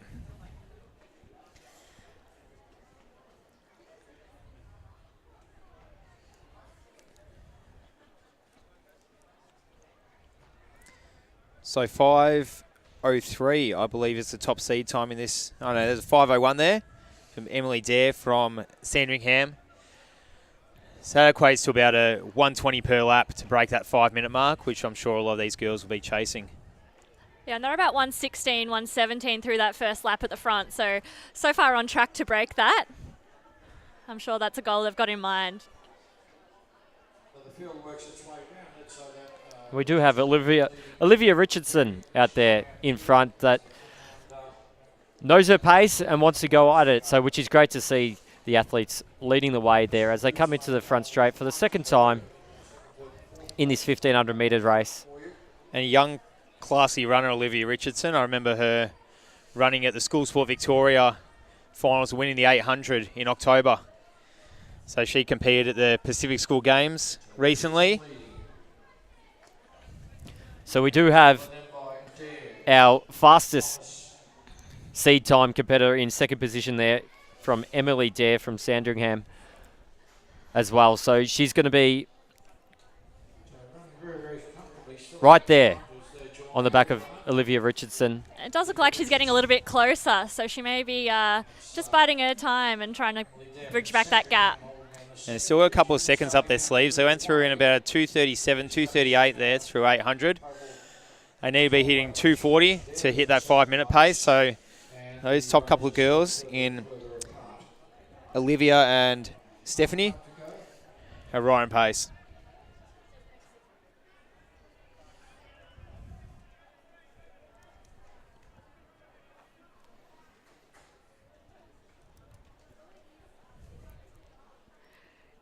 And Olivia's opened that gap up again. She must have heard Emily get onto her shoulder there, and she's picked it up a bit and opened it up again. That's right, Emily. I think I said Stephanie before. That is Emily Dare from Sandringham, who's running a strong race in second. With Olivia Richardson, she has extended her lead about 30-odd metres as she takes the bell up. So 36, 37, 38, 39. So about minute 22 up her sleeve to get that last lap done. She's moving very well. So can she break the 5 minutes for the first time? What do you reckon, Lyndon? I'm going to say yes because I'd love her to. Again, that biased commentary. And she is striding out, so she is not slowing down here. So she's Definitely done a lot not. of the work, if not all of the work, on her own for the whole race, with about 250 metres to go in this race. Yeah, she really set out on a mission. The clock's just ticking over 4 minutes 10 here.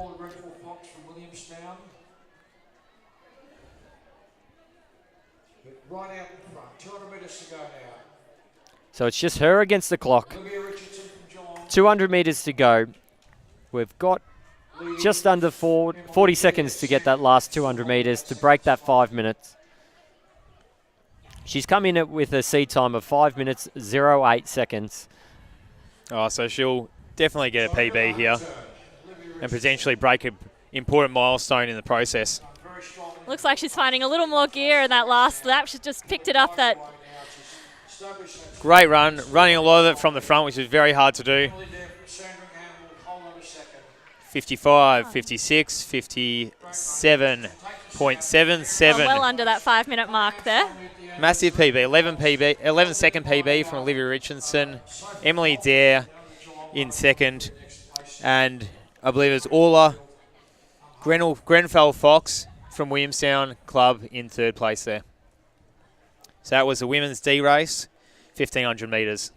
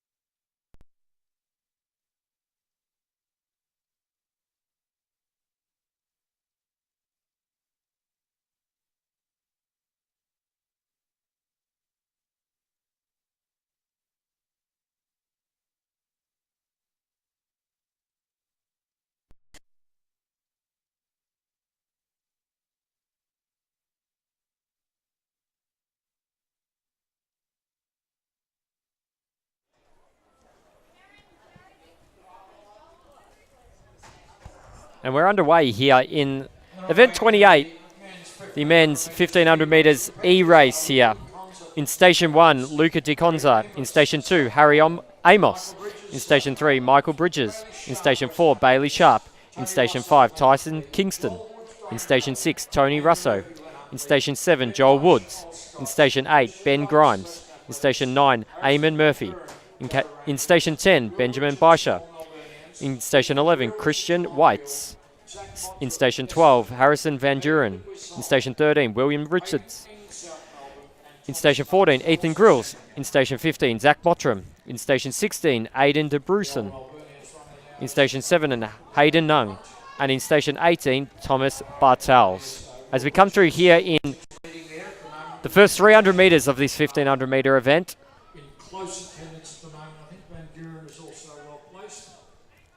We've got Benjamin Baisha here on the outside. Will Richards leads them into the back straight. Brother of Ed Baisha there, who ran a very strong, he was 1500 earlier in tonight. Seen a lot of siblings go around tonight. Real family sport, isn't it, the old athletics? Bit of a spurt now, Baisha's decided he's going to leave the rest of the field behind.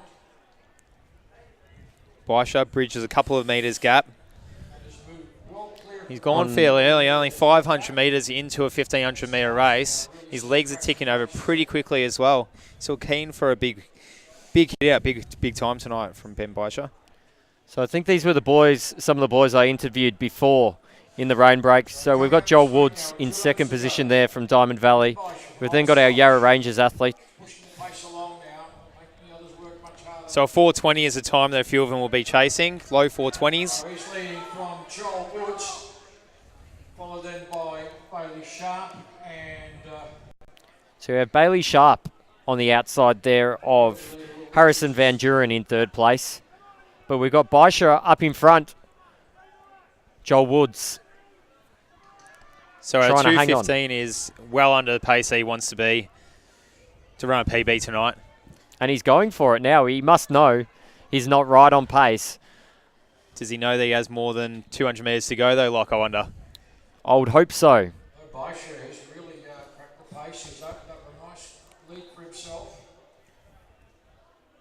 Bit of shuffling of places behind him. So Woods and Sharp, Van Duren closing that gap in a little bit, actually, as we move to the back straight with about 500 metres to go. And the early gap does look to be diminishing a little bit as the other two athletes are closing in a little bit. So we do have Sharp coming up here on the outside from Western Athletics. Baisha has done a lot of the work there on the inside, but it's going to be Sharp. Baisha going into the last lap, taking the lead there. 3 minutes 10. they're on pace for some great times here, so we'll see how they go. Joel Woods from Diamond Valley, so the lead is changing here. We do have Woods Sharp. isn't giving up. He's not giving up easy, Lock. Woods hits the lead. 300 metres to go with Sharp closely following. Baisha not dead yet, not letting go. And Van Duren ticking over those legs in 4th place, moving into 3rd as he passes Baisha. But it's all Woods at the 200 metre mark. Van Duren, look at the tall figure go. 200 metres to go, moves up on Sharp's shoulder. Van Duren might have it here. He's working hard from about 250 metres out from the finish line there, but Woods, can he hold him off? It looks like they may have had Sharp and Baisha. It's going to come down to Woods and Van Duren here. 120 metres to go into the front straight. But Sharp's coming right back not over yet. Sharp, Woods, Sharp, Woods, Sharp, Woods, Sharp. I have a feeling you've always wanted to do that, Michael. I don't even know if it was in the actual order. Very exciting race. Whew, I need to sit down. Too bad you don't have a seat, Michael. There are 3 plenty races of to available go, seats mate. at Lakeside tonight. And what a day. Not too cold anymore. The wind's gone. It's a perfect race. Could hardly tell it was 38, thunderstorms. Let the camera decide that one.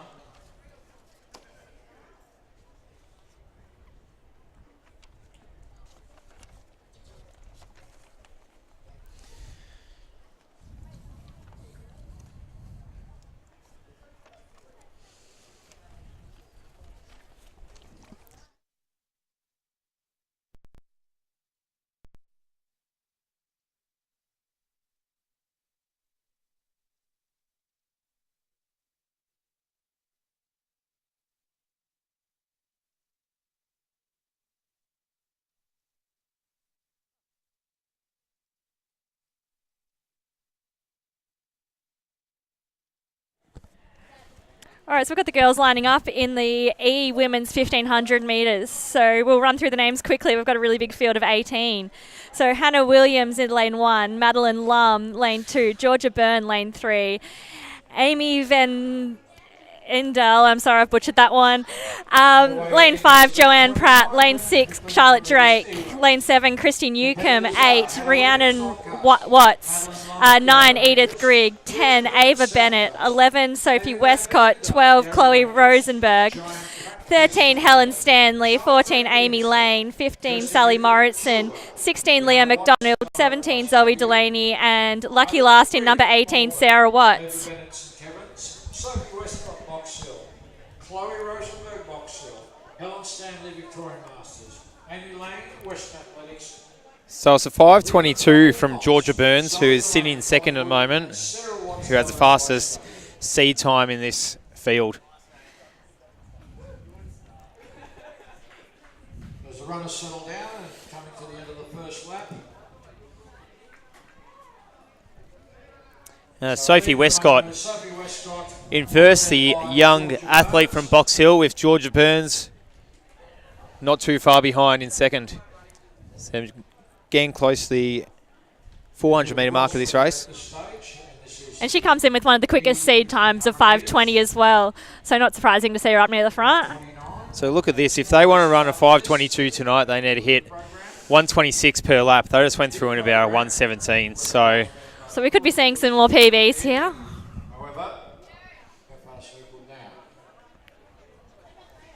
This field's really strung out.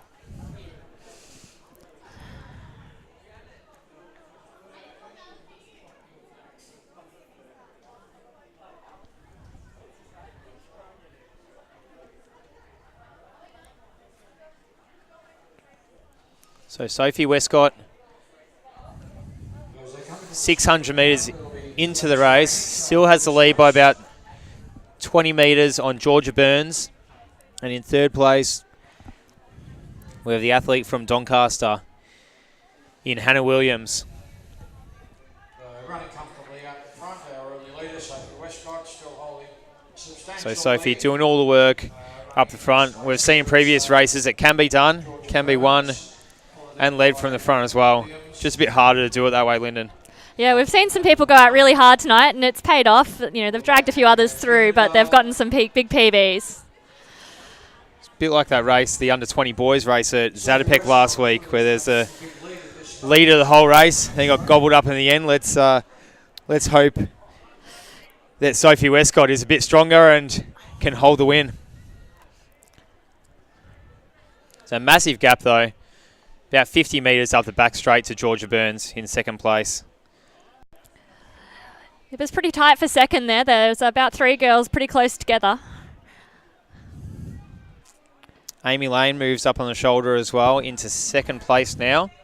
So a bit more experienced athlete in Amy from Western Athletics.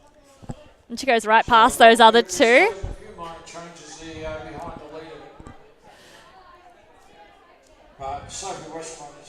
So there's another group of 3 as well in 4th, 5th, 6th place. They're starting to move up. So Sophie Westcott still well and truly controlling this race up the front, but as we move about 50, 60 metres back into the field, there's a bit of a bunch and could see a few PBs and a few shuffling of positions for the minor positions. But you'd have to think Sophie's got this tied up. She's got a very impressive lead at this stage with about 3:50 to go. And that's amazing as well. She went through in a bit over 3 minutes 40 with 1 lap to go. She has about 1 minute and 40 seconds if she wants a PB. So PB at 5:20, and she will get there unless something weird happens, like seagulls or something. Yeah. I'd say she's looking pretty good down that back straight. Even Amy Lane in second needs about 1 minute 15 to close her final 300 to run a PB as well. So pretty impressive from the experienced runner in Amy Lane. We see a bit of shuffling around. Charlotte Drake from Williamstown moving into 3rd position with 200 metres to go. Amy Lane in 2nd place. A few girls changing their There's been Sophie Westcott from the start tonight, Lyndon. She's just run an amazing race. Yeah, and she's looking pretty impressive coming down the home straight, not showing any signs of slowing up. Very impressive work all out there on her own. And will she even sneak under the 5 minutes? It's going to be very, very close to that very 5 close. minutes. Right on. Oh, yeah, I reckon it was right on as well. 5:00 or 4:59.9. Hopefully it goes in her favour of a 4:59. That's it. Charlotte Drake, very, very strong finish as well from the Williamstown athlete there. Yeah, she really moved through with that last lap. About 10-second PB to her, so awesome work there.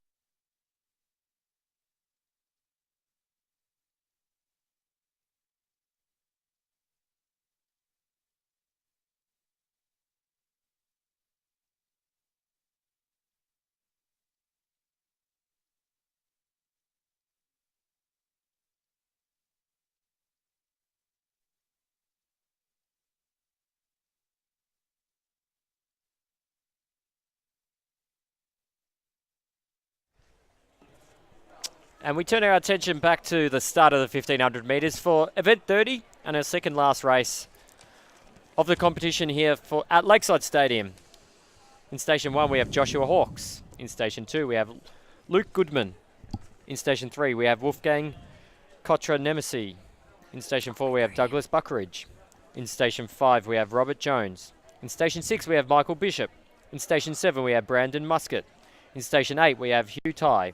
In Station 9, we have Martin Spiteri. In Station 10, we have Luke Sin. In Station 11, we have Harry Bowen. In Station 12, we have Brendan Smith. In Station 13, we have Benjamin Perther. In Station 14, we have Aaron Murphy. In Station 15, we have Sam Beer. In Station 16, we have Max Taylor. In Station 17, we have Eric Trinkle. In Station 18, we have Jack Brisbane. And rounding out our 19 competitors in this F 1500 metres is Thomas Diamond from Box Hill Athletics Club. So we've got Wolfgang out here in front. Ran the state relays, I believe, Michael, on the weekend. He did. Very regular little athlete. Wolfgang, he's a Subway state class relays. distance runner. Fun fact, friends with my neighbour. Oh, there you go. More about the fun facts tonight. Oh, here for the special comments. So a 4:30 is the time of Tony Russo, who is the highest seeded athlete, and also looks like the oldest athlete in this field as well. So you have to say the most experienced. That's it. That's what I meant by oldest, the most experienced athlete in this field, surely. So 4:30 is his PB in time that a few of these athletes will be chasing.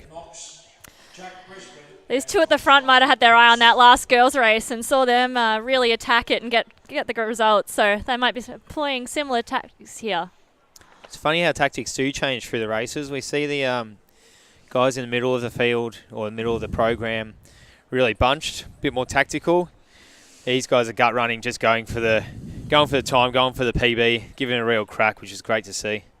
And these guys have got beautiful conditions. The wind's completely dropped now. The other races earlier, might have been trying to protect themselves a little bit. So coming up with 2 laps to go, the early leader Wolfgang Cochran-Messi is leading. Harry Bowen from St Kevin's. So we do have Wolfgang still in the lead. Harry Bowen from St Kevin's just on his outside there. Was that Thomas Diamond from Box Hill in 3rd place as well, Lachlan? Yeah, he's sitting pretty nicely there. Getting a beautiful ride. So the 800 metre mark.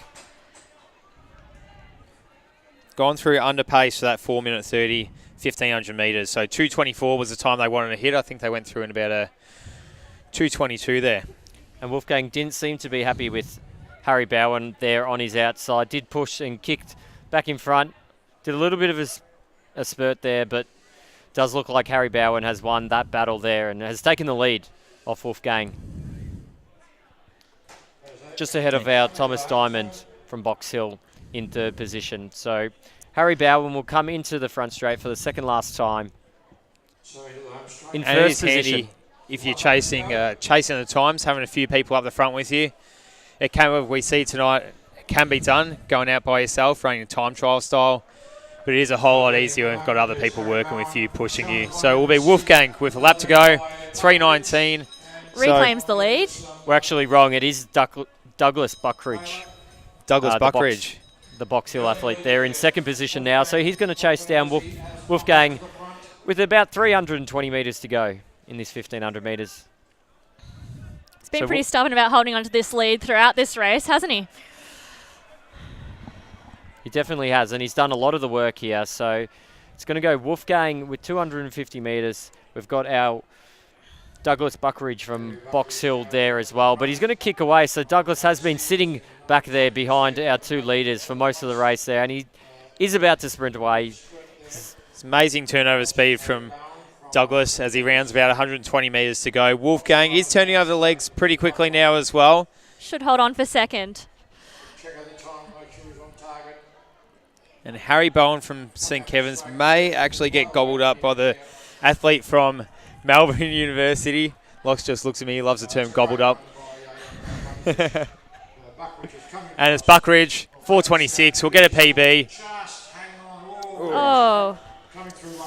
And who was in second? Who was a Melbourne University athlete? Sam Beer, 4:43 with a seed time. So he smashed his PB. Wolfgang's got a PB. Everyone's running PBs tonight. That's why I love Milers Club. You have a PB. You have a PB. Everyone has a PB. I want a PB. Maybe run a steeplechase as well. That might get. Have we PB asked you when from- your next race is? No? No, haven't. When's your next race, Lyndon? It will be Hunter Track Classic. When's January? January, yeah, mid-Jan. So what lies between now and then? Plenty of training. Plenty of training, yeah, all fun stuff. Bit of Christmas, bit of New Year's. Going up to Falls Creek? No Falls Creek this year. Hanging out in Melbourne, got everything I need here. That's it. And we're going to turn our attention to the final race. And how much fun have we had tonight at Meet 2 of the Victoria Milers Club. Our final race, Event 31, the men's G 1500 metre race. They're on the start line. So in Station 1 we have Andrew Ross. In Station 2 we have Sam Lindsay. In Station 3 we have Murray Lovas. In Station 4 we have Tom Forster. In Station 5 Daniel Spiteri. Another family member there. In Station 6 we have Matthew Tragus. In Station 7 we have Caleb McLaren. In Station 8 we have Cameron Noonan. In Station 9 we have James Atkinson. In Station 10 we have Jai Hadford. In Station 11 we have Max Thompson. In Station 12 we have John Curry. In Station 13 we have Ross Pentland. In Station 14 we have Kennedy Chen. In Station 15 we have James Anderson. In Station 16 we have Zachariah Clark. In Station 17 we have David Lawson. In Station 18 we have Jack Hill. In Station 19 we have Liam Russell. In Station 20 we have Corey Dixon. In Station 21 we have Digby Race. And in Station 22 we have Michael Clark. And that's a lot of runners in this Event 31, the G 1500 metre race. There's a lot of runners. Chuck them all in there for the last one of the night. Let's see how many PBs we can pick up in this one. And I think our littlest runner in the field has gone straight to the front. Matthew Tree, Zach Clark, Yarra Rangers, James Anderson, Yarra Rangers, Caleb McLennan, Doncaster, Sam Lindsay, Glen Huntley, Corey Dixon. I believe this is now in second place. The Luke Matthews coached Tom Forster from St Kevin's. So Luke was pretty quick to tell us earlier tonight that he had a few athletes running tonight. With 3 laps to go. No doubt received some wise words. Meanwhile, this race is in progress. I'd like to thank all the athletes who are still here, who are great support of this event. And of course, a great thank you to all the officials who have done a fantastic job. Milers Club. So he's one of our Yarra Rangers athletes who charges to the lead with about a 20-metre gap when the next in the field. Thank you to Sakoni for their great support. I'd say it's James Anderson there from the Yarra Rangers Club. Lost in the weather, but we greatly appreciate the support you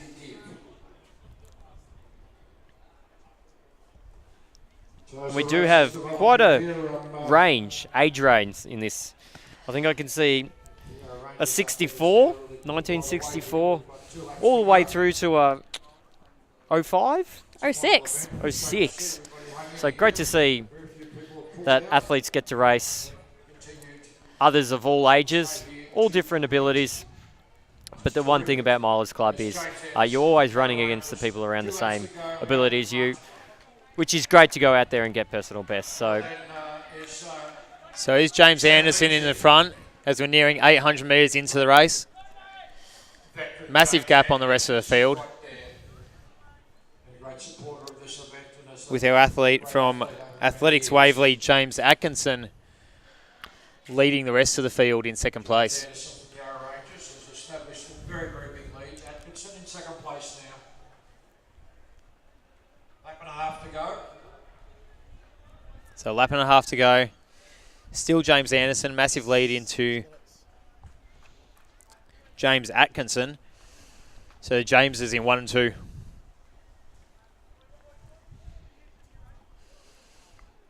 Going past the water jump, coming towards home turn.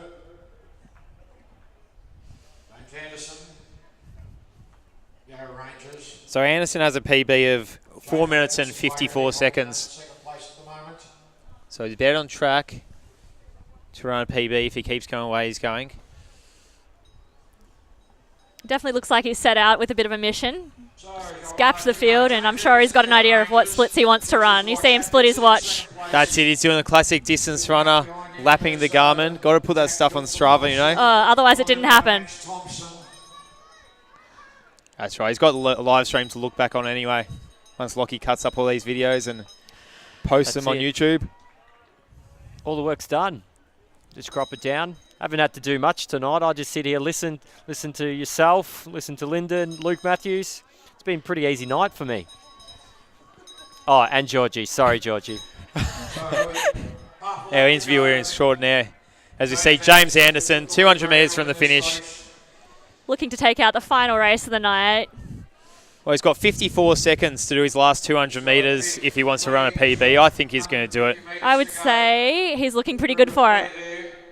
There's a bit of movement in second, third and fourth position though. James Atkinson from Waverley. Did a lot of early work in that group, so looks like he wants that win amongst that group.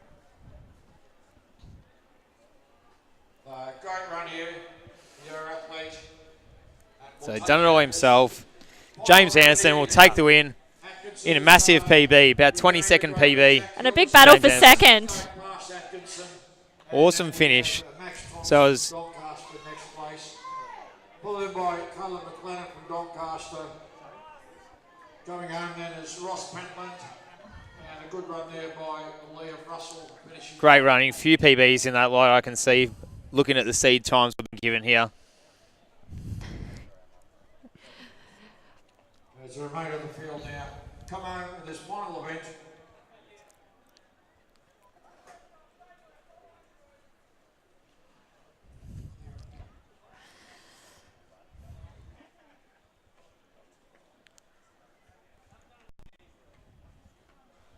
There's John Curry finishing it off, and I think that would be the last athlete. Once again, thanks to all the athletes for providing a great night. Thank you again to all the officials.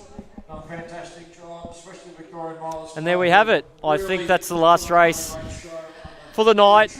Meet 2 of the Victorian Milers Club Championships. Well, not championships, but Victorian Milers Club. Meet 2. Thank you very much for watching. It's a little bit later due to the storms that came through. I want to say a big thank you to Georgie Buckley on interviews. Thank you very much. Michael Bassini on commentary. Lyndon Hall, commentary, special comments. Same to Luke Matthews. Raf Agostino on producing. Thank you, Victoria Milers Club, for letting us do this meet here tonight. We will be back in January. Thank you to Dave Armstrong as well. Sorry, I forgot on camera. And Nathan Rayner on camera as well. You can join Athletics Exclusive in Geelong on Saturday for the Steigen Spectacular. That will be our next live stream. Make sure you subscribe, follow our page. For now, it's good night. Thank you very much. See you later. Thanks.